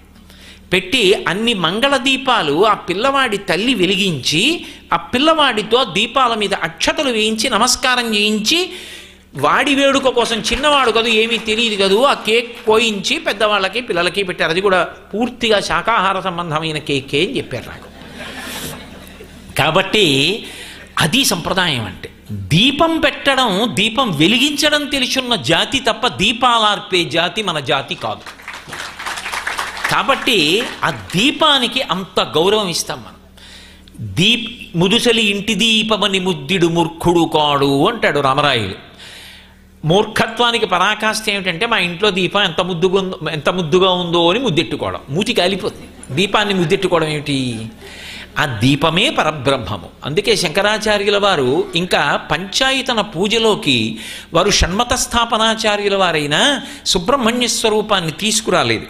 అందుకే మీరు ఒక చమత్కారం గమనించండి. సుబ్రహ్మణ్యేశ్వర స్వామి వారి యొక్క అవతారంలో వారు ఎప్పుడైనా సరే అగ్నిహోత్రంలోనే అవతార పరిసమాప్తి చేస్తారు.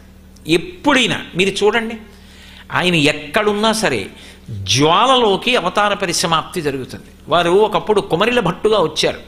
కర్మ సిద్ధాంతాన్ని ఆవిష్కరింపచేసి వెనక తండ్రి గారు వస్తున్నారు శంకరాచార్యులు వారు.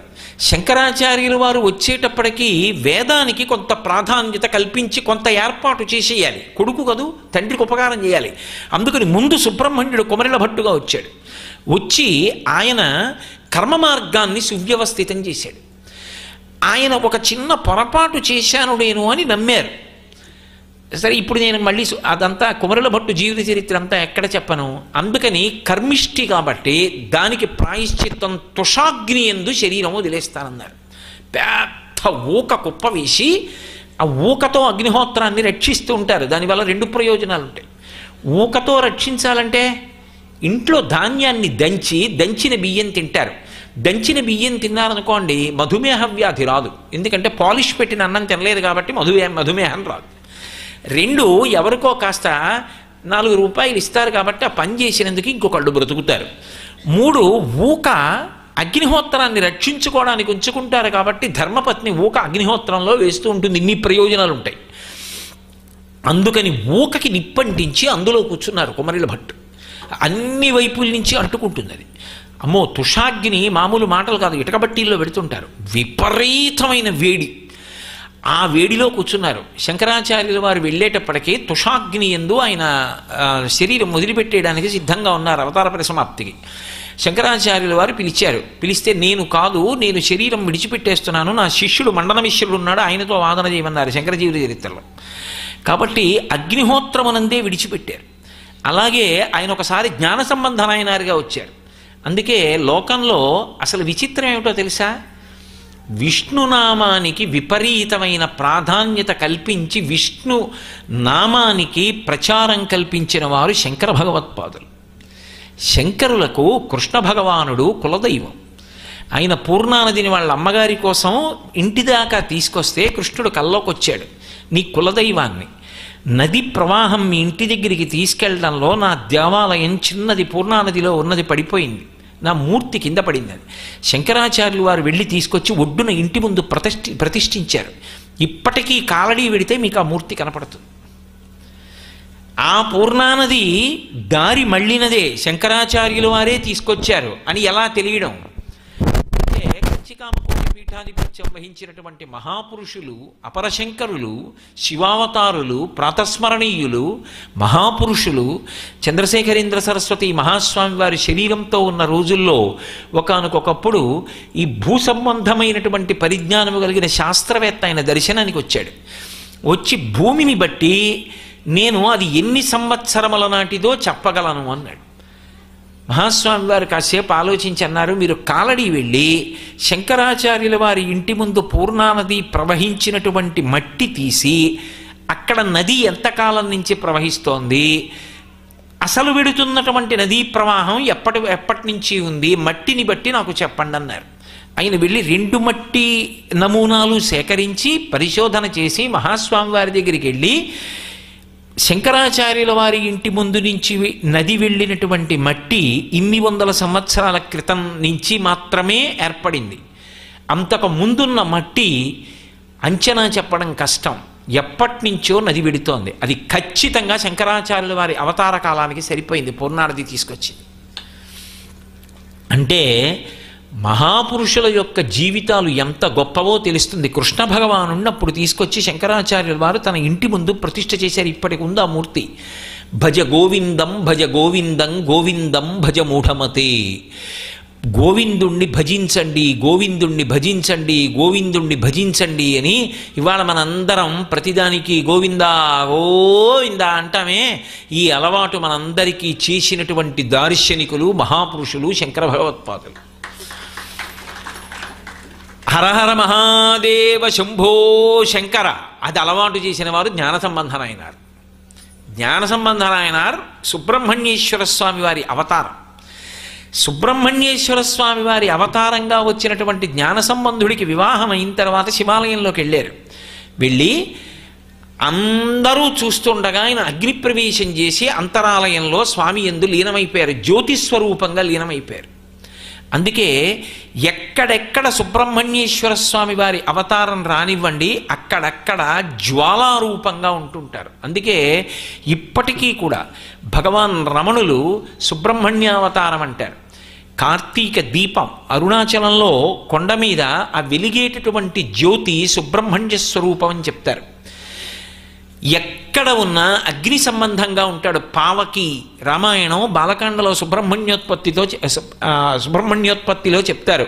పరమశివుని యొక్క తేజస్సు స్ఖలనమైతే దాన్ని పట్టి అగ్నిహోత్రుడు తన యందు ఉంచుకున్నాడు. ఉంచుకొని తనలో ఉన్న తేజస్సుని గంగానదిలో ప్రవేశపెట్టాడు. గంగ తట్టుకోలేక విలవలలాడిపోయి రెల్లు పొదల్లో వదిలేసింది. రెల్లు పొదల్లోంచి శరవణ తటాకంలో పడి శరవణ తటాకంలోంచి పైకొచ్చాడు కాబట్టి శరవణ భవ అదే ఆయన మంత్రం కూడా. కాబట్టి పావకి అగ్ని సంబంధం. ఎక్కడ అగ్ని సంబంధం ఉన్నా అది సుబ్రహ్మణ్య సంబంధం. కాబట్టి ఇక ఆయన షణ్మత స్థాపనాచార్యుల వారైనా పంచాయతన పూజలోకి మాత్రం మళ్ళీ వేరే సుబ్రహ్మణ్యారాధనకి మూర్తిని తీసుకొచ్చి ఆయన పెట్టలేదు. వెలిగించిన దీపం చిట్ట చివరి నీరాజనం సుబ్రహ్మణ్య స్వరూపాలే అని నిర్ధారించారు శంకర భగవత్పాదులు. ఈ జాతి అగ్ని ఆరాధన యందు అంతటి నిష్ణాతులు. యజ్ఞము ద్వారా సమస్తమైనటువంటి కామితములను తీర్చుకొని దేశక్షేమాన్ని అపేక్షించి సమస్తమైనటువంటి ప్రయోజనములను సాధించుకోవడంలో అగ్రగణ్యమైనటువంటి జాతి. ఎప్పుడూ అగ్ని ఆరాధనతో ముడిపడిపోయినటువంటి జాతి. అగ్ని అంటే అంత గౌరవిస్తారు. అటువంటి అగ్ని లౌకిక అగ్ని అని మనం అగ్గిపుల్లతో గీసి వెలిగించే అగ్నిని లౌకిక అగ్ని అంటారు. రెండవ అగ్ని యజ్ఞం చేసేటప్పుడు అలా అగ్గిపుల్ల వెలిగించి లౌకిక అగ్నితో వెలిగించారు. అరణి మథనం చేస్తారు. అరణి అని ఉంటుంది, మీరు అందరూ చూసే ఉంటారు బహుశా. ఏదైనా యజ్ఞం చేసేటప్పుడు తీసుకొచ్చి ఆ చిన్న కొయ్య పాత్ర ఉంటుంది, అందులో చిన్న కన్నల్లా ఉంటుంది, అందులో దూది పెట్టి పైన అరణి పెట్టి దాన్ని గట్టిగా పట్టుకుంటారు. పట్టుకుని చల్ల చేసినట్టుగా తాడు పెట్టి మదనం చేస్తారు. రాపాడిస్తే కొయ్యతో రాపాడి అందులోంచి పొగొచ్చి నిప్పు పుడుతుంది. అది దూది కంటుకుంటుంది. దాన్ని తీసి ఆవు పేడతో చేసిన పిడక మీద పెట్టి అది నిధనం అవ్వకుండా తీసుకెళ్ళి హోమకుండంలో పెట్టి మంగళవాద్యం చేస్తూ అగ్ని రగలుస్తారు. దాంట్లోంచి హవ్యం ఇస్తారు. తప్పించి అలా వెలిగించి రక్షించుకున్న అగ్నిహోత్రంలోంచి కొడుకు తీసుకుంటాడు అగ్నిహోత్రాన్ని. పరంపరాగతంగా ఆ అగ్నిహోత్రమే వెడుతుంటుంది. ఈ అగ్నిని ఆరాధించేటటువంటి కుటుంబాలు ఇప్పటికీ ఎన్నో ఉన్నాయి. నిత్యము అగ్నిని ఆరాధిస్తారు కాబట్టి నిత్యాగ్నిహోత్రీకులు అని పిలుస్తూ ఉంటారు.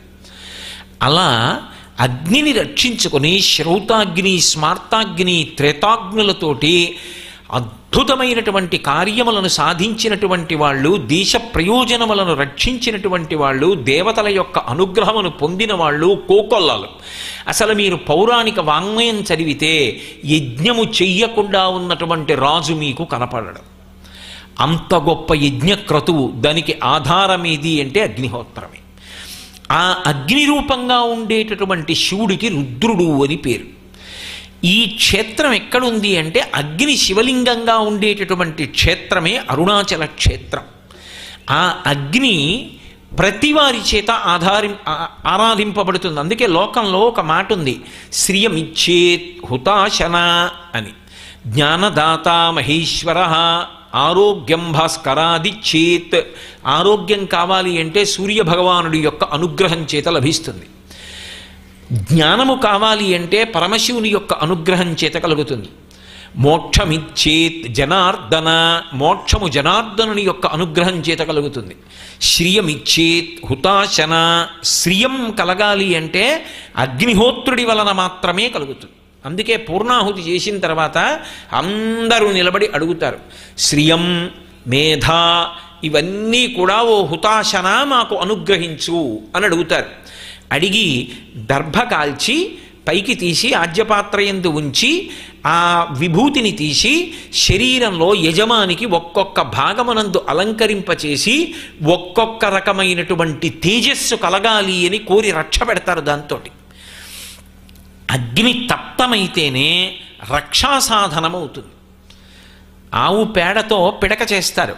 పిడక చేసిన తర్వాత స్కాంద పురాణంలో శ్లోకరూప మంత్రాలు ఉన్నాయి, శ్రీశైలంలో చేస్తూ ఉంటారు ఇప్పటికీ.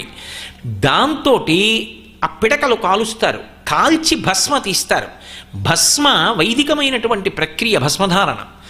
ఆ భస్మ తీసినప్పుడు దాని పేరే భస్మ.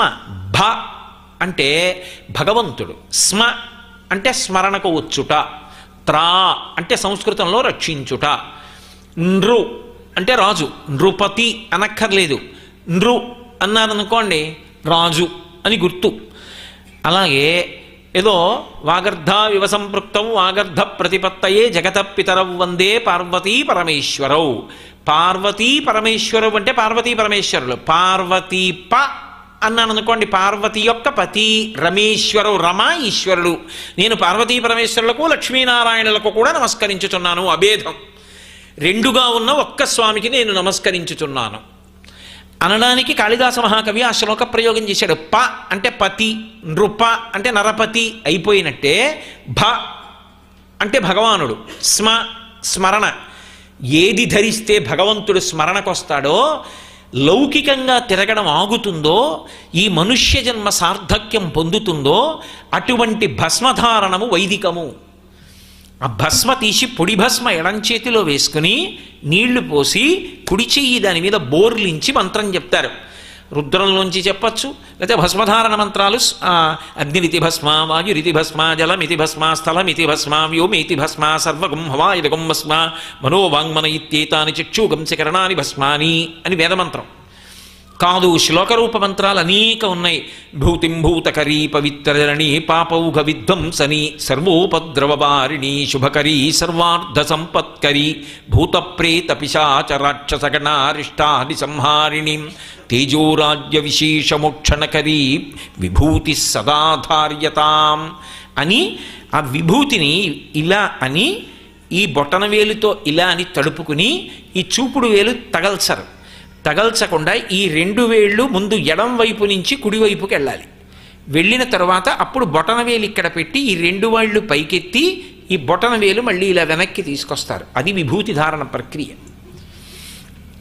దాని చేత స్మ ఈశ్వర స్మరణము కలుగుతుంది. ఇద్దరు వేరుపడి ఉంటారు అర్ధనారీశ్వరులు. అందుకే బొట్టు చేత ఆజ్ఞాచక్రాన్ని కప్పి తేజో సంరక్షణం చేసుకుని జ్ఞాపక శక్తిని నిలబెట్టుకుంటారు. భస్మధారణము వైదికము. అందుకే దేవాలయం మీద కూడా చూడండి, తెలుపు ఎరుపు గీతలు గీస్తారు. అదంతా వైదిక ప్రక్రియ. గుడి గోడ అంటే తెల్లగీత ఎర్రగీత, తెల్లగీత ఎర్రగీత. అసలు మన జీవితం అంతా పార్వతీ పరమేశ్వరులే కదండి. తెల్లవారి లేస్తే తెల్లటి ఇడ్లీ ఎర్రటి పచ్చడి, ఎక్కడ చూసినా వాళ్ళిద్దరూ కానిది, వాళ్ళిద్దరితో స్పర్శ లేనిది ఏముంది జీవితంలో. కాబట్టి అటువంటి భస్మ ఎక్కడి నుంచి వస్తుంది? గోవుతో సంబంధంతో వస్తుంది, మళ్ళీ అగ్ని సంబంధము చేత వస్తుంది. అందుకే మనం రుణం తీర్చుకోలేనివేవి అంటే మూడే. యథార్థమునకు రుణం తీర్చుకోవడం కుదరనివి మూడే ఉన్నాయి. మిగిలినవన్నీ రుణం తీరిపోతాయి. పితృరుణం కూడా తీరిపోతుంది. సౌత్రామణి అని ఒక యాగం ఉంది. ఆ యాగం చేశాడు అనుకోండి పితృరుణం తీరిపోతుంది. మాతృరుణం మాత్రం ఏం చేసినా తీరదు. వేదంలో మాతృరుణం తీరడానికి మార్గం లేదు, అసలు అది తీరదు, ఎప్పటికీ తీరదు. అటువంటి మాతృరుణం తీర్చుకోలేడు, భూరుణము తీర్చుకోలేడు. అందుకు కాంచీపురం వెళ్ళి పృథివీలింగాన్ని దర్శనం చేస్తారు. అలా చేయకపోతే అన్యాయం అయిపోదు. అందుకని ఈ భూమి యొక్క రుణం తీర్చుకోలేము. ఈ భూమి రూపంగా ఉండి పరమశివుడు నిజంగా మనం చేసేటటువంటి ఎన్ని తప్పులు ఓరుస్తున్నాడు. ఆయన కాలుతో తంతున్నాం, మల విసర్జన చేస్తున్నాం, మూత్ర విసర్జన చేస్తున్నాం, గుణపం పెట్టి గుచ్చుతున్నాం, నాగలి పెట్టి దున్నుతున్నాం, మట్టిని కాలుస్తున్నాం, ఇల్లు కడుతున్నాం. ఇన్ని పనులు చేసినా క్షమించి వాడు బ్రతికి సంతోషంగా ఉన్నాడని ఊరుకుంటున్నాడు. కాబట్టి భూమి యొక్క రుణం తీరదు, తల్లి రుణం తీరదు, గోవు యొక్క రుణం తీరదు. గోశాల కట్టి ఇన్ని గోవుల్ని మేము పెంచుతున్నామండి, అహంకారం. ఇన్ని గోవుల్ని సేవించుకునే అవకాశం మాకు కలిగిందండి, యథార్థమైనటువంటి జీవనం. నువ్వు గోవుల్ని కాపాడటం లేదు, గోవుల్ని సేవించి తరిస్తున్నావు. సాధు గోమాత భరత భూశ్వాసకోశ మరియు అద్దాని బంధింప నుడికిపోదెవటదలంబున కనుమూయువాని కడుపు. ఈ భారత భూమికంతటికీ కూడా శ్వాసకోశ గోవు. దాన్ని బంధిస్తే వటదలంబున కనుమూయువాని కడుపు ఉడికిపోతే. ఆ రావ్యాకు మీద పడుకుని ఉంటాడే, మర్యాకు మీద పడుకుంటాడే వటపత్రశాయి. కరారవిందేన పదారవిందం ముఖారవిందే వినివేశయంతం వటస్య పత్రస్య పుటేశయానం బాలం ముకుందం మనసాస్మరామి. అటువంటి బాలముకుందుడు ఆ వటపత్రశాయి కడుపుడికిపోదు. ఆవుకి హాని జరిగితే తల్లి లేని వాడికి పాలిస్తోంది, 4 ఆశ్రమాల్లో ఉన్నవాళ్ళు తాగడానికి పాలిస్తోంది, ఇహమిస్తోంది, పరమిస్తోంది. ఏం చేసి వాసవి అయిన గడ్డి తిని వాహినులందు జలంబు తాగగా నీ జరణంబులెవ్వడిటు నిర్దళితంబుగా చేసేవాడు తా కేచరుడైన మణికీళిత భూషణయుక్త బాహులన్ వేచని త్రుంచివైతు వినివీధికి నేగిన నేలదాగినన్నాడు పరీక్షిత్. ఎవరికన్నా పనికొచ్చే గడ్డి తిన్నావా? ఎవరికి అక్కర్లేని గడ్డి తిన్నావు. ఎవరూ తాగని నీరు అలా ప్రవహిస్తుంటే తాగి మా అందరినీ ఉద్ధరించడానికి పాలిచ్చావు. ఎవడమ్మా నీ జోలికొచ్చినవాడు? వాడు కేచరుడైన ఆకాశంలో తిరిగేవాడైనా సరే వాడి భుజాలు తుంపేస్తాను ఎవడు చెప్పన్నాడు. గోవు రుణం తీర్చుకోలేము, ఈ 3 రుణములు తీరవు. అటువంటిది ఆ గోవు యొక్క మయం గోమయం.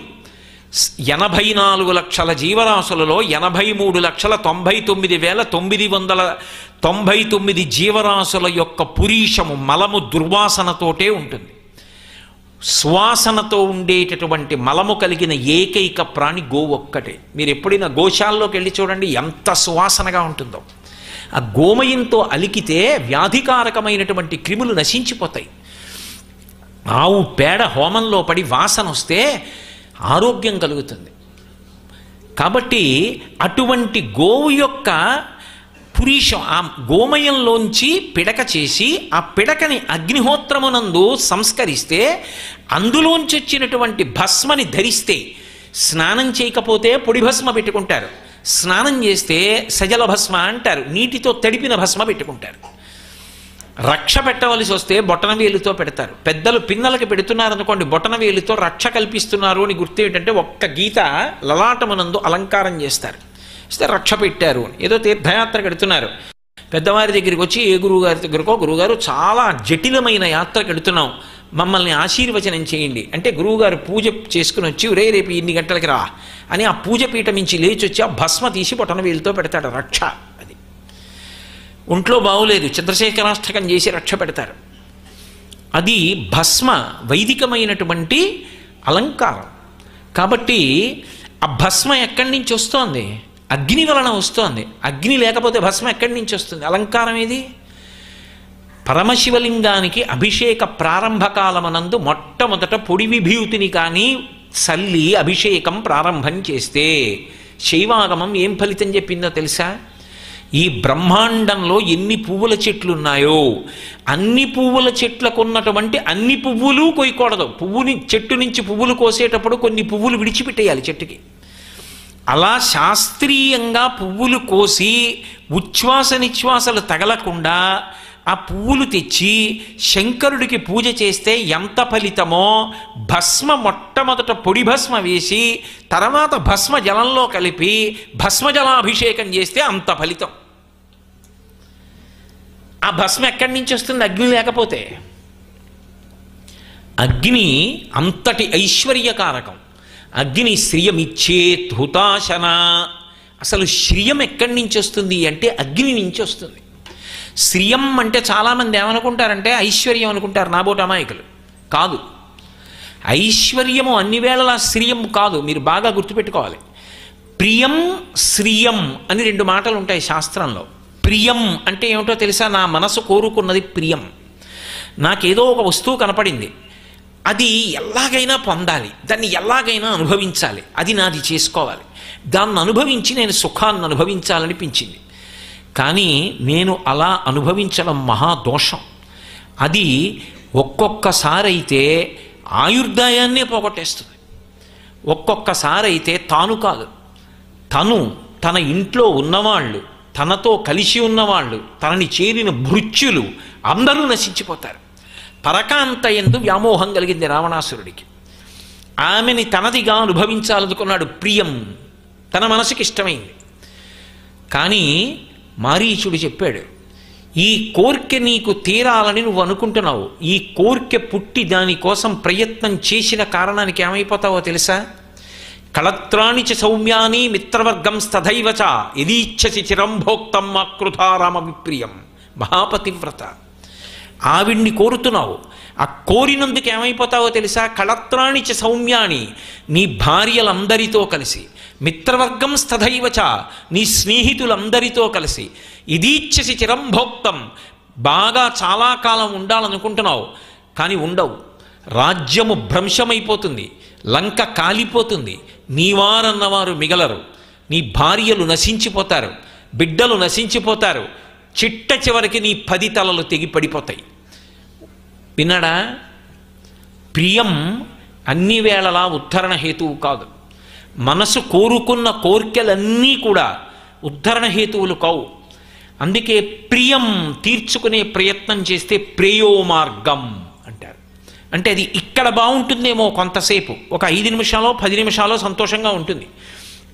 నేను ఎవరింటికో వెళ్ళాను, ఏదో పంచకట్టుకున్నాడు, ఉత్తరయం వేసుకున్నాడు, ప్రవచనాలు చెప్పాడు, లాల్చీ వేసుకున్నాడు, అంత చట్టుకుని ఎత్తుకుపోతాడా అనుకుని నా ఎదురుగుండానే పాపం వాళ్ళు ఏదో ఆ బంగారం అప్పటిదాకా తీసి మెళ్ళలో అక్కడ పెట్టుకుంటున్న వాళ్ళు, నేను వచ్చానని గబగబా రెండేళ్ళు అలా వచ్చి లోపలికి వెళ్ళి మంచినీళ్ళు తీసుకొద్దామని వెళ్ళారు.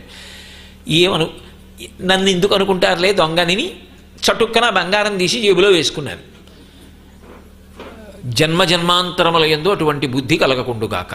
ఏదో ఉదాహరణ నా మీద పెట్టుకోవాలి కాబట్టి నా మీద పెట్టుకున్నాను. జేబులో వేసుకున్నాను అనుకోండి, అది ప్రియం, అప్పటికి బాగున్నట్టు అనిపించవచ్చు. కానీ బ్రహ్మ హే మహారీచాసురాపో గురుతల్ప తత్సంసర్గీ చ పంచమక మహాపాతకినో హ్యేతే. వ్యాసుడు దేవి భాగవతంలో చెప్పింది, బంగారాన్ని దొంగిలిస్తే మహాపాతకం కట్టి కుడిపేస్తుంది. ఇప్పుడు ప్రియం అప్పటికి బాగున్నట్టు అనిపించింది, కానీ ఎంత ప్రమాదం తీసుకొస్తుంది? ప్రియాన్ని సాధించుకోవాలనుకోవడం ప్రియో మార్గం. అది అన్ని వేళలా మంచిది కాకపోవచ్చు. శ్రియం అన్న మాటకు అర్థం ఏమిటో తెలుసా? శంకరాచార్యుల వారు ఎక్కడ మాట్లాడినా శ్రియం ఇమ్మని అడుగుతారు. శ్రియం అంటే ఏది నన్ను ఉద్ధరిస్తుందో అది నాకు అనుగ్రహింపబడుగాక. నా ధర్మపత్ని యందు నా మనసు నిలబడడం, నాకు ధార్మికంగా పరమేశ్వరుడు ఏది ఇచ్చాడో దానివల్ల నేను పరమ సంతోషంతో సంతృప్తితో జీవనం చేయడం, ఇంకొకరిని బాధ పెట్టాలనే కోరిక నాకు పుట్టకపోవడం, ఇవన్నీ శ్రియం. దాని చేత నేను సంతోషంగా బ్రతికేస్తున్నాను అనుకోండి, నేను శ్రేయో మార్గంలో ఉన్నాను. ప్రేయో మార్గంలో వెడుతున్నానని గుర్తు ఏమిటంటే, చాలా ఉండొచ్చు కానీ అవి ఒకనాడు నన్ను కాల్చడం మొదలు పెడతాయి. అప్పుడు చాలా భయంకరమైన స్థితికి వెళ్ళిపోతాను. ఎందుకనంటే ఏదైనా పుచ్చుకోగానే పాడు చేసేది. ఒక వ్యక్తి విషం పుచ్చుకున్నాడు అనుకోండి, ఉత్తరక్షణం చచ్చిపోతాడా? దాని బాధ అనుభవించి అనుభవించి చచ్చిపోతాడు. ఒళ్ళు కాలిందనుకోండి వెంటనే పోతాడా? బాధ అనుభవించి అనుభవించి మరణిస్తాడు. ఒక తప్పు చేశాడనుకోండి, అది కట్టి కుడిపిన తరువాత అనుభవించాలి చేసినందుకు. కాబట్టి నాకొద్దు. ఎల్లభసే నిజ కర్మోపాత్తం విత్తంతేన వినోదయ చిత్తం. నాకు ఈశ్వరుడు రాసమార్గంలో రాజద్వారే రాజగృహే, ధార్మికమైన నా కర్మ వలన నాకు ఏమిచ్చాడో అది తప్ప నాకు ఏ పాటి అనుమానం ఉన్నా నాకు ఇంకొక రకంగా వచ్చింది నాకు అక్కర్లేదు. అదే నాకు రక్షణ అని నేను నమ్మి నాకు వచ్చిన తృణమైనా సరే ఇంతకన్నా ఏం కావాలని నేను బ్రతకగలిగితే అది శ్రేయో మార్గం. ఒకవేళ మహదైశ్వర్యమే ఇచ్చేశాడు ఈశ్వరుడు, ఇచ్చేసిన దాంతో నేను అక్బర్ని పాడు చేయలే. కొంతమంది ఐశ్వర్యవంతుల్ని చూడండి, వాళ్ళకి ఈశ్వరుడు ఎంతో ఐశ్వర్యాన్ని కటాక్షిస్తాడు, కానీ అది ఎందుకు పనికొస్తుంది?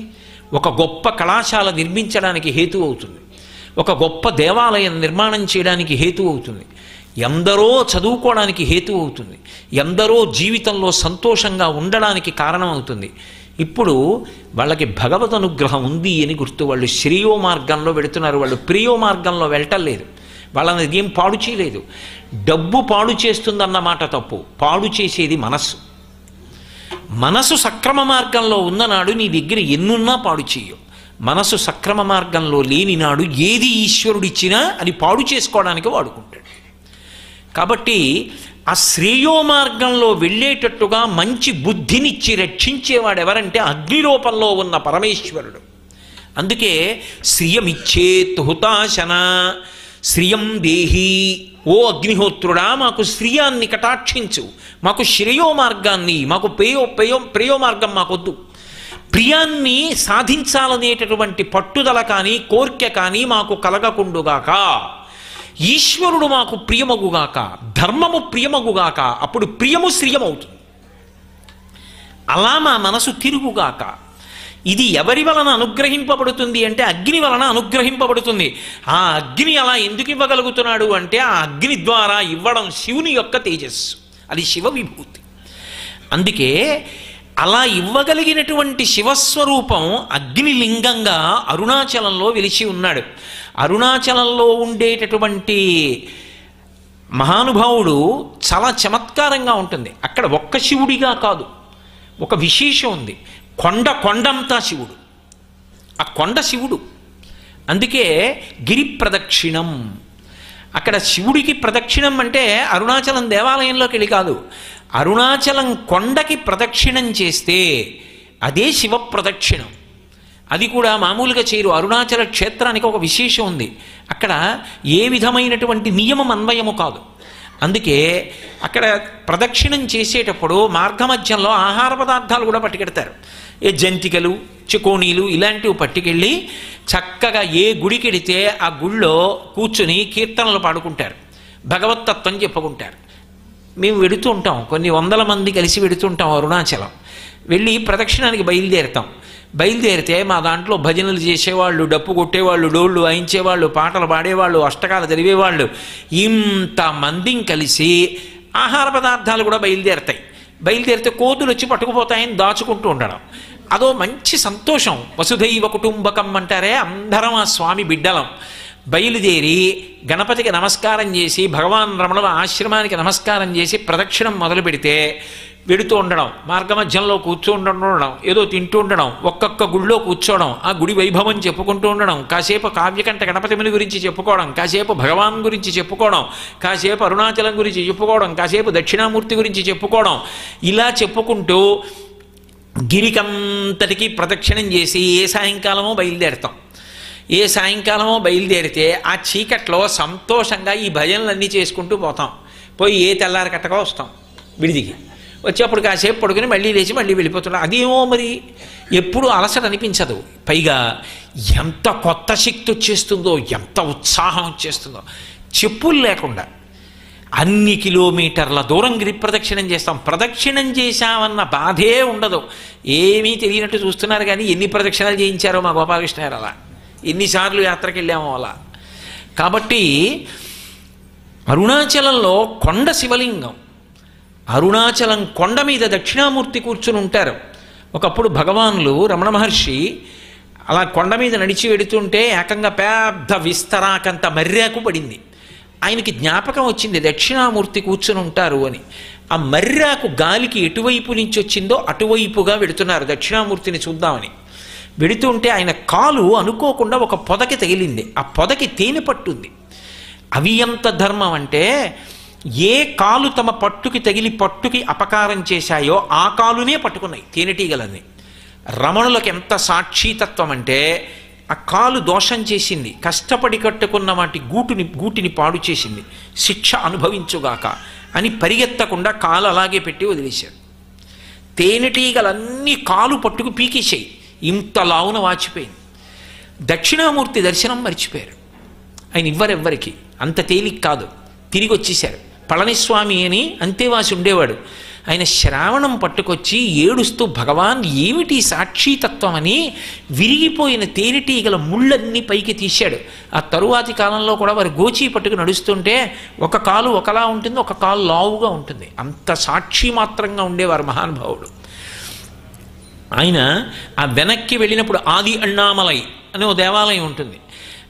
కొండ వెనక్కి వెళ్ళినప్పుడు ఆది అన్నామలై దగ్గర కూర్చున్నప్పుడు ఏఎన్ చాడ్విక్ అని ఒక ఆవిడికి ఆ దక్షిణామూర్తి ముందు దేవసభలో రాత్రివేళ రాత్రింబవళ్ళు గిరిప్రదక్షిణం చేస్తుంటారు. హోర్ర వాన పడిపోతుంటే యవ్వనంలో ఉన్న స్త్రీ ఒక్కత్తి తడిచిపోయి ప్రదక్షిణం చేస్తుంటుంది. ఎవరు చెనకరు, అరుణాచలేశ్వరుడు కాపాడుతూ ఉంటాడు సర్వదా. ఆ ప్రదక్షిణ మార్గంలో ఆమె ఆది అన్నామలైలో కూర్చుంది. మంచి రాత్రివేళ కూర్చునుండగా గంధర్వగానం, సంగీతం, వాద్యఘోష వినపడితే ఆమె టేప్ చేసింది. టేప్ అయింది. అది భగవానులకు తీసుకొచ్చి చూపిస్తే దక్షిణామూర్తి గుళ్ళో అప్సరోగణం నాట్యం చేస్తున్నటువంటి ధనులు అని నిర్ధారించారు. కాబట్టి దక్షిణామూర్తిగా ఉంటాడు. అదే స్వామి అరుణాచలేశ్వరుడిగా ఉంటాడు. ఇన్ని చమత్కారాలు చేస్తాడు. ఏమో ఆ అరుణాచలం అన్న మాట వినపడగానే భగవాన్ రమణుల జీవితంలో అకస్మాత్తుగా ఏదో ఆయనకి జ్ఞాపకం వచ్చినట్టయింది. ఆ అరుణాచలం వెళ్ళిపోవాలి వెళ్ళిపోవాలి వెళ్ళిపోవాలనిపించింది. పరుగు పరుగు పరుగు పరుగున వెళ్ళిపోయారు. అంత పెద్ద దేవాలయం, ఆకాశాన్ని చుంబిస్తున్నాయా అన్నట్టుగా ఉంటాయి ఆ శిఖరాలు. పెద్ద శివలింగం. విచిత్రం ఏమిటంటే అర్చకుడు కూడా లేడు. ఆయన అంత దూరం నుంచి చూశారు. పిల్లవాడు, అప్పా నువ్వు పిలిచావు, నేను వచ్చాను అని పరుగు పరుగున వెళ్ళి శివలింగాన్ని గట్టిగా కౌగిలించుకొని ఉండిపోయారు. ఆ తరువాత అక్కడే పాతాళలింగం అని ఉంది. ఇప్పటికీ వెళ్ళడం కష్టం. మెట్లు దిగి వెడితే కటిక చీకటి. ఆ రోజుల్లో ముళ్ళ డొంకలు ఎవరు వెళ్ళేవారు కాదు. ఆ పాతాళలింగం వెనక్కి వెళ్ళి రమణ మహర్షి కూర్చుని తపస్సు చేస్తుంటే తేళ్ళు జర్రులు వచ్చి ఆయన తొడల కింద పట్టుకుని కొరికేస్తే నెత్తురంతా కారిపోయి అట్టలు కట్టి తొడలో మాంసం వేలాడిపోయింది. శేషాద్రి స్వామిని ఇంకొక మహానుభావుడు, ఆయన దివ్య దృష్టితో చూసి ఒక బ్రాహ్మణ పిల్లవాడు ఆ లింగం వెనక ఉన్నాడు, వెళ్ళి రక్షించండి అని కొంతమందిని పంపించి ఆయన్ని పైకెత్తేటప్పటికి సమాధిలో అలాగే ఉన్నారు. తీసుకొచ్చి ఇప్ప చెట్టు కింద కూర్చోబెట్టారు. ఇప్పటికీ ఆగ్నేయంలో అగ్నిలింగం ఉంటుంది ప్రదక్షిణ మార్గంలో. మీరు అరుణాచలేశ్వరుడి యొక్క అంతరాలయం దగ్గరికి వెడితే లోపలికి వెళ్ళినప్పుడు చాలా వేడిగా అనిపిస్తుంది. బయటికి వస్తే ఒకలా ఉంటుంది వాతావరణం, దగ్గరికి వెడితే ఒకలా ఉంటుంది. అగ్నిలింగం కాబట్టి అరుణాచల క్షేత్రంలో అలా ఉంటుంది ఆ వాతావరణం అని చెప్తారు. ఇప్పటికీ స్పష్టమైన తేడా కనపడుతుంది. ఇప్పటికీ మీరు కావాలంటే అరుణాచలేశ్వరుడి అభిషేకానికో పూజ కొరకో అంతరాలయం దగ్గరికి వెళ్ళి మంటపంలో కూర్చోండి. మీకు వెంటనే ఒళ్ళంతా చెమట పట్టి చాలా వేడిగా అనిపిస్తుంది. అది అగ్నిలింగం. అగ్ని శివస్వరూపంగా మూర్తివంతమైంది. మూర్తివంతమైతే ఒక శరీరమును దాల్చి ఒక ఆకృతిని దాల్చి నిలబడింది. అదే అగ్నిలింగం. బాహ్యమునందు ఒక అగ్ని, ఆంతరమునందు ఒక అగ్ని, జ్ఞానాగ్ని రూపుదాల్చి నిలబడితే అదే అరుణాచలేశ్వర లింగం. జ్ఞానాగ్ని అంటే బాహ్యంలో అగ్నిహోత్రము యొక్క స్పర్శ కలిగిందనుకోండి, ఆ వస్తువు బూది అయిపోతుంది. చిట్ట చివరికి ఏమైపోతుంది అంటే బూది అయిపోతుంది. బూది ఇంకేమవుతుంది? ఇంకవడానికి ఏం లేదు. అంటే ఇక ఏ వికారమును పొందవలసినటువంటి అవసరం లేనటువంటి శాశ్వతమైనటువంటి స్థితికి వెళ్ళిపోతుంది ఆ వస్తువు. అలాగే జ్ఞానము కలిగిందనుకోండి, జ్ఞానము కలిగినటువంటి ఉత్తర క్షణంలో కర్మలన్నీ నశించిపోతాయి. ప్రారబ్ధము ఒక్కటి మిగిలిపోతుంది. సంచితము ఆగామి ఈ రెండు క్షయమవుతాయి. మీరు ప్రాజ్ఞులు తెలియని వారి కాదు, అయినా నా ఆర్తి కోసం చెప్తాను. ఒక జీవుడు చేసినటువంటి కర్మలు పర్వతంలా పడిపోయి ఉంటాయి. ఇవ్వాలంటే నేను ఈ శరీరంలో ఉన్నాను, పూర్వం ఈ జీవుడు ఎన్ని శరీరాల్లో ఉన్నాడో, ఎన్ని కర్మలు చేశాడో, చేసిన పాపపుణ్యాలన్నీ పర్వతాలు పడిపోయినట్టుగా ఉంటాయి. అవి ఒక్క జన్మలో అనుభవింప చేస్తే తట్టుకోలేడు. అందున ఒక్కొక్క లోకమునకు ఒక్కొక్క లక్షణం ఉంటుంది. దీన్ని మర్త్యలోకం అంటారు. ఈ మర్త్యలోకానికి లక్షణం ఏమిటంటే, ఇక్కడ శరీరంతో వచ్చినవాడు శరీరాన్ని పట్టుకుని వెళ్ళడం కుదరదు, శరీరాన్ని వదిలిపెట్టి వెళ్ళిపోవాలి జీవుడు. అందుకే శరీరములన్నీ పడిపోయే లోకమేదో దాన్ని మర్త్యలోకం అంటారు. శరీరంతో వెళ్ళడం కుదరదు ఎక్కడికి అంటే నా ఉద్దేశం ఇంకో లోకానికి. శరీరం వదిలి జీవుడు వెళ్ళిపోయి మళ్ళీ ఇంకో శరీరంలోకి ఎడతాడు. కానీ ధర్మాన్ని నమ్మి, భగవంతుణ్ణి నమ్మి, భగవద్భక్తితో కర్మాచరణం చేస్తూ వెళ్ళాడనుకోండి. భగవద్భక్తితో కర్మాచరణం అన్న మాటకు అర్థం ఏమిటండి అని అడగచ్చు. భగవద్భక్తితో కర్మాచరణము అన్న మాటకు అర్థం ఏమిటంటే, మీరు ఏ పని చేస్తున్నా ఒక ప్రశ్న. దీన్ని ఈశ్వరుడు అంగీకరిస్తాడా? వేదం తెలిస్తే మంచిదే, స్మృతి తెలిస్తే మంచిదే, పురాణం తెలిస్తే మంచిదే, శిష్టాచారం ఎవరైనా పెద్దలుండి వారిని ప్రమాణంగా తీసుకుంటే మంచిదే. తెలియకపోతే ఒక పని చేసే ముందు ఈ పనిని భగవంతుడు అంగీకరిస్తాడా? అంగీకరించడు, చెయ్యడు. అంగీకరిస్తాడు, చేస్తాడు. అంతే భక్తితో కూడిన జీవనం. చెయ్యకుండా లేడు, చేస్తున్నాడు. ఇంకొకడు ఈ చట్టం వాడికి లేదు, చేసుకుంటూ పోతున్నాడు. ఆయన చేస్తాడు, ఈయన చేస్తాడు. ఆయన చేస్తున్నది ఇలా తిప్పుకుంటున్నట్టు, కట్టేస్తున్నట్టు, ఈయన చేస్తున్నది ఇలా తిప్పుతున్నట్టు, విప్పేసుకుంటున్నట్టు. అందుకే ధర్మాచరణం కట్లు విప్పేస్తుంది. ధర్మముతో సంబంధం లేకుండా, భక్తితో సంబంధం లేకుండా చేసింది కట్లు వేసేస్తుంది. పునర్జన్మ ఇంకా ఇంకా ఇంకా ఇంకా పెరిగిపోతుంది. ఎందుకని? అనుభవించవలసిన కర్మ పెరిగిపోతుంది. ఆ కర్మ అనుభవించడానికి ఇంకా శరీరాలు తీసుకోవాలి. జీవుడు వాడే, కానీ ఎన్ని శరీరాలో తీసుకుంటూ ఉంటాడు, అలా వెడుతూనే ఉంటాడు. తులసీదాస్ గారు రామాయణం చెప్తుంటే ఓ జమీందారు గారు గుర్రం మీద వెళ్ళిపోతూ ప్రతిరోజు నవ్వేవాడు కాశీలో. బుద్ధిహీనుడు. సాయంకాలం అయ్యేటప్పటికి మొదలెడతాడు. మిగిలిన వాళ్ళు పనులు చేసుకోకుండా వచ్చి ఇది వింటూ ఉంటారు. వీడు పని చేసుకుంటే వాళ్ళు చేసుకున్నారు అనేవాడు. ఆయన నవ్వేవారు. అయిపోయిన తర్వాత జమీందారు ఇంటికి వెళ్ళాక ఈయన వెళ్ళి తలుపు తట్టి, అయ్యా రామాయణంలో ఒక్క శ్లోకం చెప్తాను వింటారు ఏమిటనేవారు. మా ఇంటికే వచ్చావా, రేపు రా అనేవారు. రోజు వెళ్ళేవారు, ఆయన వచ్చేవారు. విసిగెత్తిపోయి కొన్నాళ్ళకు వచ్చే నెల రా అన్నాడు, 2 నెలలు పోయాక రా అన్నాడు, 3 నెలలు పోయాక రా అన్నాడు. ఒక్క శ్లోకం వినండి, ఒక్క పాదం వినండి అని రోజు వెళ్ళేవారు తులసీదాస్ గారు. వచ్చే ఏడాది రా అని తలుపేసేసాడు. వచ్చే ఏడాది వెళ్ళారు. తులసీదాస్ గారికి తెలీదా? వెళ్ళి మెట్ల మీద నిలబడి చూశారు. లోపల లేడు యజమాని. ఐశ్వర్యభ్రాంతితో వెళ్ళిపోయాడు. తన భూమి మీద మమకారంతో ఇంట్లో ఎద్దుగా వచ్చాడు దున్నడానికి. అక్కడే శాలలో ఉన్నాడు. మహాత్ముల దర్శనం, పూర్వజన్మ స్మృతి కలిగింది. లోపలున్నాడు జీవుడు. ఒకప్పుడు ఇంటి యజమానిని. పొలం మీద భ్రాంతితో వెళ్ళిపోయాను, ఇదిగో దున్నడానికి ఎద్దుగా వచ్చాను. చేసిన కర్మ, చేసిన పాపం, వదరిన పాపం ఇక్కడ పుడుతుంది పుండు. దాని కర్మ. ఆ పుండు ఇక్కడ పుడితే ఊరుకుంటారా? తీసుకొచ్చి పుండు ఒత్తిగిలించి ఇంత పుండు అవుతుంది. దాన్ని ఒత్తిగిలించి కాడి పెడతారు. ఎద్దు నడుస్తుంటే కాడి పైకి లేస్తూ ఉంటుంది, పుండు కిందకి ఎడుతూ ఉంటుంది. బాధ కాగిందనుకోండి తోక మెలిపెడతారు. అలాగే నడిచి వెళ్ళి తిరిగి ఎప్పుడింటికి వస్తారా అని చూస్తుంది. వచ్చి అమ్మయ్యా కాడి తీశాడని ఆ నిస్త్రాణతో పడుకుంటుంది. కాడి కింద నలిగింది కదూ, కాకి వచ్చి పొడుస్తుంది. తోకతో అందదు, మెడ ఇలా అందామంటే పుండు కదిలిపోటు. ఎద్దు పుండు కాకి నెప్పా. చేసిన కర్మ అనుభవించద్దు మరి. ఇప్పుడు ఉన్నాడు ఎదురుగుండా శాలలో. తులసీదాస్ గారు చూశారు. ఎద్దు కందుల వెంట మాట లేదుగా, స్వరపేటిక లేదు. రామనామం చెప్తావా, శివనామం చెప్తావా? ఏం చెప్తాడు? బొట బొట బొట బొట పడ్డాయి కన్నీళ్ళు. ఒక్కసారి రామాయణ శ్లోకం వినుండుంటే, ఒక్కసారి రామనామం చెప్పుండుంటే ఇలా ఉండేవాడిని కాను.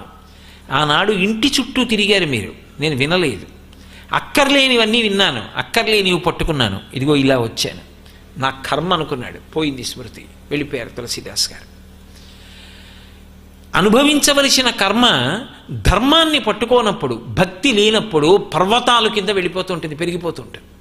ఇలా పెరిగిపోతూ వెళ్ళిపోయింది అనుకోండి, అనుభవించడానికి మరి శరీరాలు పుచ్చుకోవద్దు.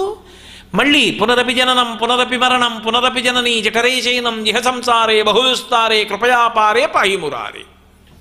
పుడుతుంటాడు చస్తుంటాడు, పుడుతుంటాడు చస్తుంటాడు, పుడుతుంటాడు చస్తుంటాడు. అందుకు అమ్మ మొదటి గురువు అయింది. మాతృదేవో భవ, మొదటి గురువు అమ్మ. ఎందుచేత అంటే సరే ఉపనయనంలో భిక్ష వేస్తుంది విశేషం అనుకోండి.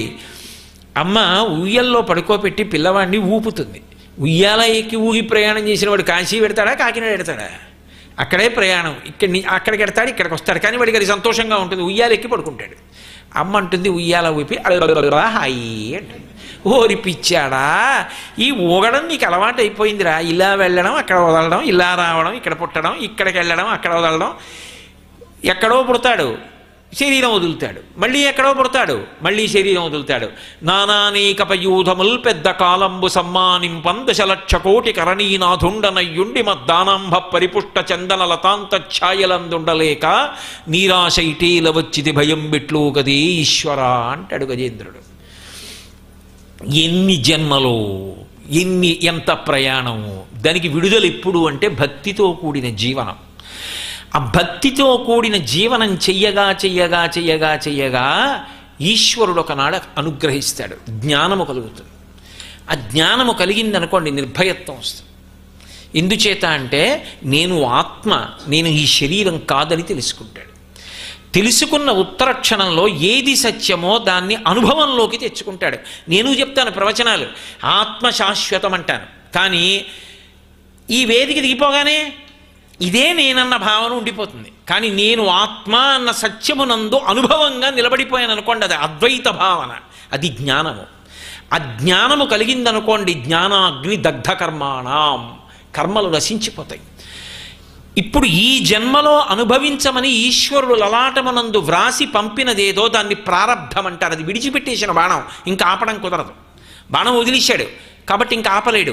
వెయ్యవలసిన బాణాలు వేయకుండా ఆపగలరు. సంచితము, ఇప్పటి వరకు చేసినటువంటి కర్మలు పర్వతంలా పడిపోయి ఉన్నాయి. జ్ఞానం అనేటటువంటి అగ్ని నిరుసు వెళ్ళి అందులో పడింది. ఎంత పెద్ద దూది పర్వతం అయితేనే నిప్పురవ్వ చాలదా కాల్చేయడానికి? ఇప్పుడు కర్మలన్నీ కాలిపోతాయి జ్ఞానము కలిగితే. జ్ఞానము కలిగిన వాడికి కర్మలన్నీ కాలిపోయాయి అనుకోండి, జ్ఞానాద్దేవత కైవల్యం, ఇక అనుభవించడానికి లేదు. ఇక ఈ శరీరంతో ఏవి అనుభవించాలనుందో అవి అనుభవించేస్తాడు. ఎలా అంటే మగ్నము కాడు, సాక్షీభూతుడవుతాడు. అది వినడానికి చమత్కారంగా ఉంటుంది. అందుకే శివుడికి ఒక పేరుంది, ఉన్మత్త శేఖరాయ నమః అంటారు. ఉన్మత్త శేఖరాయ నమః అంటే పిచ్చవాళ్ళకి పిచ్చివాడే. ఏమిటి ఆ పేరు అంటే, పిచ్చివాడు మనకు అర్థం కాడు, కానీ ఆయనకి ఏవో భావాలు ఉంటాయి. ఏ భావాలు లేకుండా మాత్రం ఉండడు, ఏవో ఉంటాయి, కానీ ఆయన మనకు అర్థం కాడు, అందుకని పిచ్చివాడు అంటాం. జ్ఞాని కూడా మనకు అర్థం కాడు. అందుకే రామకృష్ణ పరమహంసకి పిచ్చి పట్టిందన్నారు ఎవరో. ఒక విద్వాంసుడు అన్నాడు, అటువంటి పిచ్చి నాకు ఎప్పుడు పడుతుందో అన్నాడు. మనకు అర్థం కాడు గడు జ్ఞాని, అందుకని పిచ్చివాడంటాం. ఆయన అన్నిటికీ సాక్షిగా ఉంటాడు. ఈ శరీరం పడుతున్న ఖేదానికి మమేకము కాడు, నేను బాధపడుతున్నాను అన్నాడు, ఈ శరీరము బాధపడుతోందంటాడు. భగవాన్ రమణుల దగ్గరికి వెళ్ళి ఎవరో అడిగారు, రాత్రి పడుకున్నారా అన్నారు. ఓ ఇది నిద్రపోయింది అన్నారు. ఇది నిద్రపోతే మీరేం చేస్తున్నారు? సాక్షిగా చూస్తున్నారు. ఆయన ఆ స్థాయి అంటే జ్ఞాని మనం అనుకరించలేము. గోచీ పెట్టుకుంటే రమణ మహర్షి అయిపోతామా, గడ్డం పెంచుకుంటే ఆరుద్రైపోతామా? రెండూ లేదు. లోపల పండితే అప్పుడు రమణ మహర్షి స్థాయిని పొందడానికి అవకాశం ఉంటుంది. అంతేకాని పై పై అనుకరణలు చేయకూడదు. అనుకరణ చేసి ఎన్నటికీ ఆ స్థానమును పొందలేవు. మహాత్ములను అనుకరించరాదు. జీవితంలో అత్యంత ప్రాథమిక సూత్రమేమి అంటే, జ్ఞానిని అజ్ఞానిని అనుకరించవద్దు. జ్ఞానిని అనుకరించలేవు. గోచీ పెట్టుకుంటే రమణ మహర్షి అయిపోతావా? అజ్ఞాని ఉంటాడు, తల్లి ఏమిటి తండ్రి ఏమిటి శ్రాద్ధం ఏమిటి అంటాడు, నువ్వు మానేస్తావా? అజ్ఞానిని అనుకరించవద్దు, జ్ఞానిని అనుకరించవద్దు. నువ్వు శాస్త్రాన్ని పట్టుకుని భక్తితో అనుష్ఠానం చేసుకుంటూ వెళ్ళిపోవు. ఒకనాడు జ్ఞాని అవుతావు. ఈ జన్మలో కాకపోతే వచ్చే జన్మలో అవడం మాత్రం సర్వఖాయం, శాస్త్రము ప్రమాణం. ఆయన మహానుభావుడు, ఆయనకి శరీర తాదాత్మ్యత లేదు. ఆయన ఎప్పుడూ ఆత్మగా నిలబడి ఉండేవారు. ఎంత ఆత్మగతుడై ఉండేవారంటే, అందుకే మౌని అని పేరు. ఈ తనలో తానే రమిస్తూ ఉండేవారు. మాట మాట్లాడేవారు కాదు ఎక్కువ. ఎప్పుడైనా పలుకే బంగారమాయన అని ఆయన మాట మాట్లాడారంటే బంగారం. వెంటనే సూర్యనాగమ్మ గారు వ్రాసుకొని అన్నగారికి పంపిస్తే సూర్యనాగమ్మ గారి లేఖలని పుస్తకం వచ్చింది. అవి జ్ఞాని మాటలు. ఒకప్పుడు ఆయనకి సర్కోమా వ్యాధి వచ్చింది, భయంకరమైన నిప్పిటే. అది పుండు పుట్టింది మోచేతి మీద, ఎర్రటి నెత్తురు కారిపోతుండేది అందులో నుంచి. చుట్టూ ఉన్న వాళ్ళు చూసి భయపడి కళ్ళ నీళ్లు పెట్టుకొని భగవాన్ పుండు నుంచి నెత్తురు కారుతోందనేవారు. ఆయన చూసి ఓ అది శమంతకమణి ఎర్ర బంగారం పెడుతోందనేవారు. 104 జ్వరం వచ్చి తూలిపోయారు. పట్టుకోబోతే ఆయన అన్నారు, దీనికి జ్వరం రాలేదు, శివతాండవం నేర్చుకుంది, ఇది తాండవం చేస్తోందన్నారు. అన్నీ సాక్షిగా మాట్లాడేవారు. ఒకప్పుడు దానికి శస్త్రచికిత్స చేశారు, మత్తుమంది ఇస్తామన్నారు. ఆయన అన్నారు, ఎందుకు మీరు దీన్ని కోస్తానంటున్నారు, నేను సాక్షిగా ఉంటాను, కోసుకోండి. అంత సాక్షిత్వం, జ్ఞాని స్థాయి అలా ఉంటుంది. అది వెటకారం ఆడే స్థితి కాదు. ఆ స్థాయికి వెళ్ళడానికి ఎన్ని కోట్ల జన్మలు పడుతుందో. మాటల శస్త్రచికిత్స చేశారు, చేసి కట్టుకట్టారు. మంచి చలికాలం. ఆయన్ని తీసుకొచ్చి పడుకోబెట్టారు ఒక గదిలో. కాస్త వెచ్చగా ఉంటుందని మంచం కింద అంతేవాసులు కొంతమంది హీటర్ పెట్టారు. హీటర్ పెడితే వెచ్చగా ఉంటుంది, కాస్త పడుకుంటారు, నిద్రపడుతుందని. అప్పుడు హీటర్ పెట్టకూడదుట. ఆ చేసిన శస్త్రచికిత్స విధానానికి ఆయన శరీరం అంతా ఉబ్బిపోయి బద్దలైపోయినట్టు అయిపోయింది. మరునాడు వైద్యులు వచ్చి చూశారు. అరే రే రే రే రే ఎవరు పెట్టారు ఆయనకి ఇలా, దానివల్ల వికటించి ఇలా అయిపోయారు అన్నారు. పరిగెత్తుకొచ్చి, అయ్యో రాత్రి వెచ్చగా ఉంటే పడుకుంటారు అనుకుని పెట్టాం, హే భగవన్ పిలిచి చెప్పచ్చు కదా, అయ్యో నాకు పడట్లేదు, ఒళ్ళు ఉబ్బిపోతోంది, ఇంత బాధపడుతున్నాను, ఒక్క మాట ఎందుకు చెప్పలేదన్నారు. ఆయన అన్నారు నవ్వి, ఇది కోస్తే బాగుంటుందని వాళ్ళు అన్నారు, ఇది పెడితే దీనికి బాగుంటుందని మీరు అన్నారు, ఇదేమో నాకు ఇవేవి బాగులేదండి, అన్నీ చూస్తున్నాను. అది గోచి పెట్టుకుంటే వస్తుందా? ఆ స్థాయికి ఎడితే వస్తుంది. జ్ఞాని కర్మకు సాక్షి. ఇది ఈ జాతి గొప్పతనం. ఈ జాతి యందు అటువంటి మహాజ్ఞానులు పుట్టారు. భారతదేశానికి గౌరవం ఇక్కడున్న కట్టడాల వల్ల కాదు, ఇక్కడున్న ఐశ్వర్యం వల్ల కాదు, ఇక్కడ ఉన్నటువంటి ఇంకొక రకమైన భేషజాల వల్ల కాదు. ఈ జాతి గౌరవము అటువంటి మహాత్ములు పుట్టిన కారణం చేత, ఇక్కడ ప్రవహించిన నదుల వలన, ఇక్కడి పర్వతముల వలన, ఇక్కడి ప్రజల సంస్కృతి శీల వైభవం వల్ల. అందుకే ఈ జాతి పేరు చెప్తే ప్రపంచ దేశాలన్నీ నమస్కారం చేస్తాయి. అంత ఉత్తమమైన జాతి మన జాతి. అటువంటి జాతిలో పుట్టించినందుకు పరమేశ్వరుడికి శతధా సహస్రధా నమస్కారం చేయాలి. అంత గొప్ప ధర్మం మన ధర్మం. ఆ జ్ఞాని ఒక్కసారి జ్ఞానమును పొందాడా, గత జన్మలలో చేసినటువంటి సమస్త కర్మలు దగ్ధమైపోతాయి. ఇక మళ్ళీ శరీరంలోకి వెళ్ళడదు, ఆఖరిసారి శరీరం వదిలేయడం. కానీ అనుభవించవలసిన కర్మ ఆ జన్మకు అనుభవించవలసింది సాక్షిగా అనుభవిస్తాడు. చంద్రశేఖరేంద్ర సరస్వతి మహాస్వామి వారు ఒకప్పుడు ఒక పర్ణశాలలో ఇలా గోడక అను కూర్చున్నారు.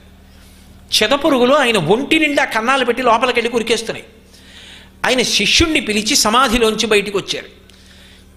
కురికేస్తున్నాయో నెత్తుటి చుక్కలు పొటమరించే వీపు మీద. శిష్యుణ్ణి పిలిచి, వీపు మీద ఏవో కురుకుతున్నట్టున్నాయి చూడు అన్నారు. ఆయన చూసి తెల్లబోయి కళ్ళమ్మని నీళ్లు పెట్టుకుని, హే భగవన్, చెదపురుగులు వీపంతా కన్నాలు పెట్టి కురికేస్తున్నాయి అన్నాడు. ఆయన అన్నారు, తొందరపడకు, శ్రావణం పట్టుకొచ్చి ఒక్క చెదపురుగు చచ్చిపోకుండా జాగ్రత్తగా ఒక్కొక్క దాన్ని తీసి కాగితంలో వేసి ఎక్కడైనా దూరంగా విడిచిపెట్టాయి అన్నారు. సన్యాసాశ్రమ ధర్మం అహింస. నకర్మణాన ప్రజయాధనేన త్యాగేనైకే అమృతత్వమానసు. అగ్నితో సంపర్కం ఎవరు వదిలేస్తారంటే సన్యాసి వదిలేస్తాడు. సన్యాసికి అగ్ని సంబంధం ఉండదు. అందుకే సన్యాసి శరీరం పడిపోయిన తర్వాత కూడా అగ్ని యందు సంస్కరించారు, దహనం చేయరు, భూమి యందు పెట్టేస్తారు. కర్పూరం, ఉప్పు ఇటువంటి వేసి భూమిలో ఉంచుతారు. పైన శివలింగం పెడితే అధిష్టానం, తులసి కోట పెడితే బృందావనం. అగ్ని సంబంధము చేతనే నిర్ణయింపబడుతుంది అంత్యేష్టి సంస్కారం కూడా. అంత గొప్ప జాతి. అజ్ఞానం అనేటటువంటి అగ్నిహోత్రము యొక్క స్పర్శ కలిగిందా అంతే, అప్పటి వరకు చేసినటువంటి సమస్త కర్మలు దగ్ధమైపోతాయి. కర్మలన్నీ దగ్ధమైపోయాయా, ఇక తాను పుట్టవలసిన అవసరం లేదు. ఆఖరిసారి శరీరం పడిపోతుంటే ఊపిరి అందని స్థితిలో తాను ఆత్మ అన్న ఎరుకతో, ఆ జ్ఞానంతో ఉన్నవాడు, నేను ఈ ప్రవచనం అయిపోయిన తర్వాత నా విడిదిలోకి వెళ్ళి ఈ ఉత్తరీయం తీసేస్తే ఎంత సంతోషంగా తీసేస్తానో, అమ్మయ్యా పరమేశ్వరుడు ఇవాళ అగ్నిలింగం గురించి చెప్పించాడు, నా జన్మకి సంతోషమని ఎలా తీసేస్తానో, ఈ పూలదండ ఎలా తీసేస్తానో, అలా శరీరము పడిపోతున్నప్పుడు సాక్షిగా చూస్తాడు. భగవాన్ రమణులు శరీరత్యాగం చేస్తుంటే వైద్యులు గబగబా ఊపిరి అందట్లేదని ఆక్సిజన్ సిలిండర్ దగ్గరికి తీసుకెడుతున్నారు. వారి చేత్తో వద్దు వద్దని సంజ్ఞ చేసి పరమ సంతోషంతో, అమ్మయ్యా, గుడారమునందున్న ఏనుగు గుడారము పట్టక పరితపించినట్టు ఈ ఒక్కదాని యందుండలేక పరితపిస్తున్నానన్నారు.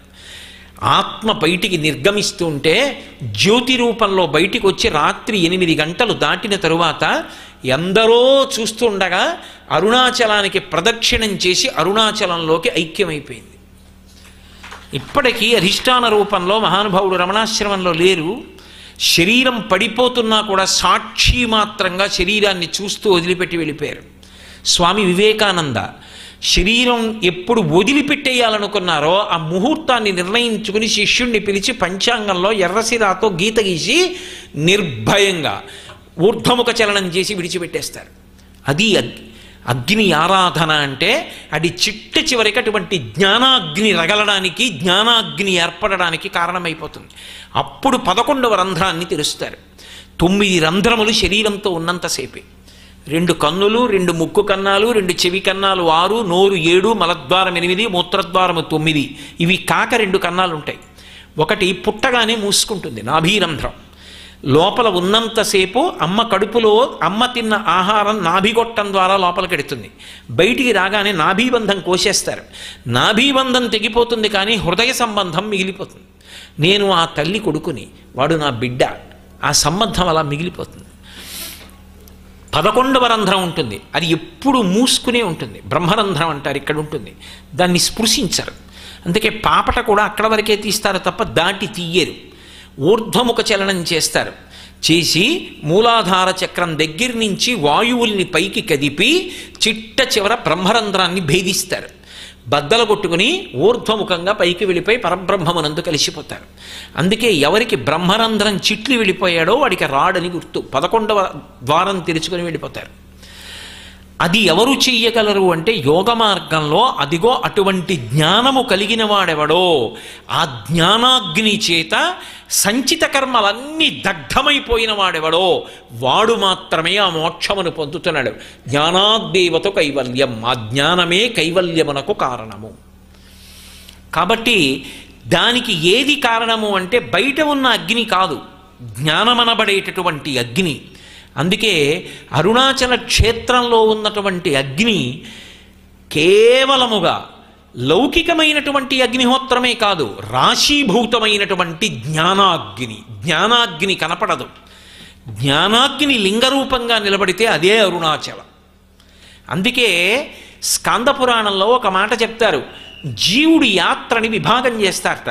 ఎర్రసిరాతో గీత గీస్తారు, అరుణాచలము దర్శనమునకు ముందు, అరుణాచల ప్రవేశము తరువాత అని. ఎప్పుడైనా ఎవరైనా అరుణాచలం వెడితే జీవయాత్రకి గీత గీస్తారు, ఈయన అరుణాచలంలోకి వెళ్ళాడు అని. ఆయన వెళ్ళలేదు, ఆ గీత ఉండదు. అరుణాచల ప్రవేశమే అంత గొప్పది. అరుణాచల ప్రవేశానికి అరుణాచలేశ్వర అనుగ్రహం ఉంటే తప్ప ప్రవేశించరు. జ్ఞాన సంబంధనాయనారంతటి వాడు ప్రవేశించలేకపోయాడు. దొంగల రూపంలో వచ్చి పరమశివుడే ఎత్తుకుపోయాడని. నమశ్చోరాయచ శిష్ప్యాయచ భేన్యాయచ శకత్యాయచ ప్రవాహ్యాయచ, ఆయనే దొంగ రూపంలో వచ్చాడు. తర్వాత ఆడంబరాలన్నీ విడిచిపెట్టేసి ప్రార్థన చేస్తే అనుగ్రహించాడు. అప్పుడు అరుణాచలంలోకి ప్రవేశించాడు. అంత మహోత్కృష్టమైనటువంటి క్షేత్రం.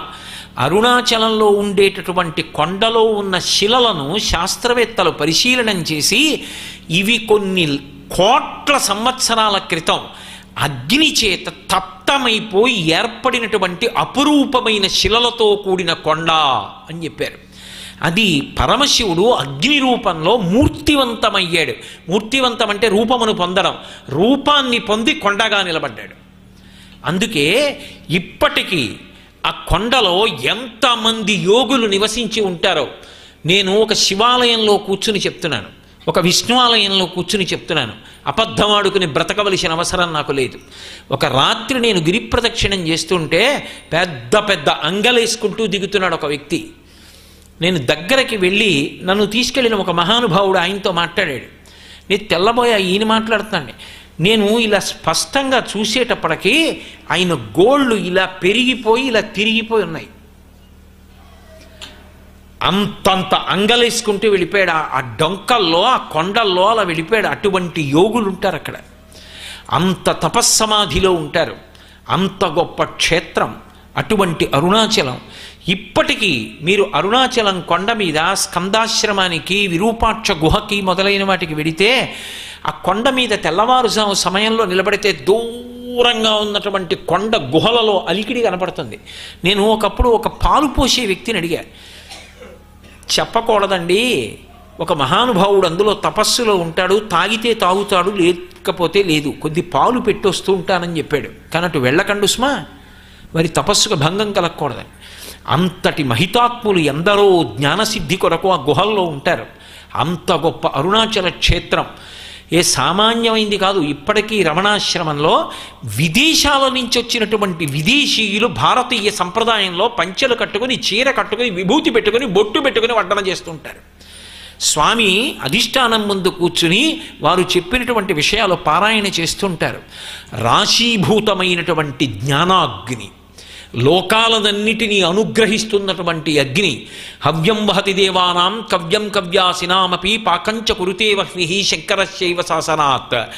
ఏ విభూతి రూపం అగ్నిలోంచి ప్రకటనమైందో, ఏది యజ్ఞస్వరూపంగా దేవతలకి అన్నం పెడుతోందో, ఏది పితృదేవతల్ని పోషిస్తోందో, ఏది అందరికీ వంట చేస్తోందో, అందరిలో ఏ వేడి ఒకేలా ఉండేటట్టుగా ఉండి ప్రాణములు నిలబెడుతోందో, ఏ వేడి జ్ఞానాగ్నియో, ఏ జ్ఞానాగ్ని ఇక పునర్జన్మ లేకుండా చేసి పునరావృత్తి రహిత శాశ్వత శివ సాయుధ్య స్థితిని కల్పించగలదో, అది రాశీభూతమైతే లింగస్వరూపము పరమశివుడు. అప్పుడు రుద్ర అని పిలువబడతాడు. అందుకే రుత్యా ధర్మాన్ అవలోకయతి ప్రపయతివా. రుద్రుడంటే ఏడిపించేవాడని కాదు దాని అర్థం. రుత్యా వేదమంత్రముల చేత ధర్మమును లోకానికి చెప్పి, ధర్మమునందు అనురక్తి కల్పించి, ధర్మానుష్ఠానం చేయించి, కట్లు విప్పి తన యందు కలుపుకునేటటువంటి వాడెవరో వాడు రుద్రుడు. వాడు జ్ఞానాగ్ని కారకుడు, జ్ఞానం ఇవ్వగలిగినవాడు, మోక్షం ఇవ్వగలిగినవాడు. అటువంటి అగ్ని రాశీభూతమైతే అది అరుణాచల క్షేత్రం. అందుకే పంచభూత క్షేత్రాలలో కాంచీపురంలో పృథివీలింగం, జంబుకేశ్వరంలో జలలింగం, అరుణాచలంలో అగ్నిలింగం, శ్రీకాళహస్తిలో వాయులింగం, అలాగే చిదంబరంలో ఆకాశలింగం, కోణార్కలో సూర్యలింగం, సీతాకుండంలో చంద్రలింగం, కాఠ్మండూలో యజమాలిలింగం. ఈ 8 శివస్వరూపాలని మనకి అష్టమూర్తి తత్వంలో ఎక్కడో లేదు. ఆ అగ్ని నీ కంటి ముందు కనపడుతున్నదేదో అది శివుడే. ఆ అగ్ని నీ ఎందు వేడిగా ఉంది. అసలు నువ్వు శివుడికి దూరంగా ఎప్పుడున్నావు? ఎప్పుడూ శివుడితోనే ఉన్నావు, శివుడికి దూరంగా లేవు. దేవాలయంలోకి వెడితేనో ఇంట్లో పెడితేనో కాదు, నీకు ఆర్తి తీరకపోతే ఎప్పుడూ శివుడికి దగ్గరగా ఉన్నావు సుమా అని చెప్పే తత్వాలలో ఒక తత్వం పరమశివుని యొక్క అగ్నితత్వం. అందుకు శంకర భగవత్పాదులు భూరంభంశనలో నిలోంబర మహార్నాథో హిమాంసు పుమాన్ ఇత్యాభాతి చరాచరాత్మకమిదం యస్యైవ మూర్త్యష్టకం నాణ్యకించన విద్యతే వివృశతాం యస్మాత్ పరస్మాత్ విభో తస్మై శ్రీ గురుమూర్తయే నమయిదం శ్రీ దక్షిణామూర్తయే అంటారు. కాబట్టి అంత అద్భుతమైనటువంటి అగ్నితత్వం గురించి నేను కేవలం విహంగ వీక్షణంగా మాత్రమే మాట్లాడాను. ఎందుచేత అంటే అసలు ఆ యజ్ఞము, పాకయజ్ఞములు, హవిర్యజ్ఞములు, బ్రహ్మయజ్ఞము, ఆ యజ్ఞమునందు అగ్ని యొక్క వైభవము, ఆ పూర్ణాహుతి కార్యక్రమం, అగ్ని యొక్క లక్షణాలు, ఇవన్నీ మాట్లాడాలి అంటే సామాన్యమైన విషయం కాదు. కానీ పాయస పాత్రలో ఎక్కడి నుంచి చీసి 4 మెతుకులు తిన్నా కూడా అది పాయసమే, అంతా అలాగే ఉంటుంది. అందుకే ఆ స్వామి యొక్క అనుగ్రహ శక్తిని ప్రకటించడానికి చేసినటువంటి కించిత్ ప్రయత్నమే తప్ప యథార్థమనకు దాని వైభవాన్ని పూర్తిగా ఆవిష్కరించిన వాడను కాను. మంగళాశాసనపరై మదాచార్య పురోగమై సర్వైశ్చ పూర్వైరాచార్యై సత్కృతాయాస్తు మంగళం. మంగళం కోసలేంద్రాయ మహనీయ గుణాత్మనే చక్రవర్తి తనూజాయ సర్వభౌమాయ మంగళం. ఉమాకాంతాయ కాంతాయ కామితార్థప్రదాయినే శ్రీగిరీశాయ దేవాయ మలినాథాయ మంగళం. సర్వం శ్రీ ఉమామహేశ్వర పరబ్రహ్మార్పణమస్తు. స్వస్తి.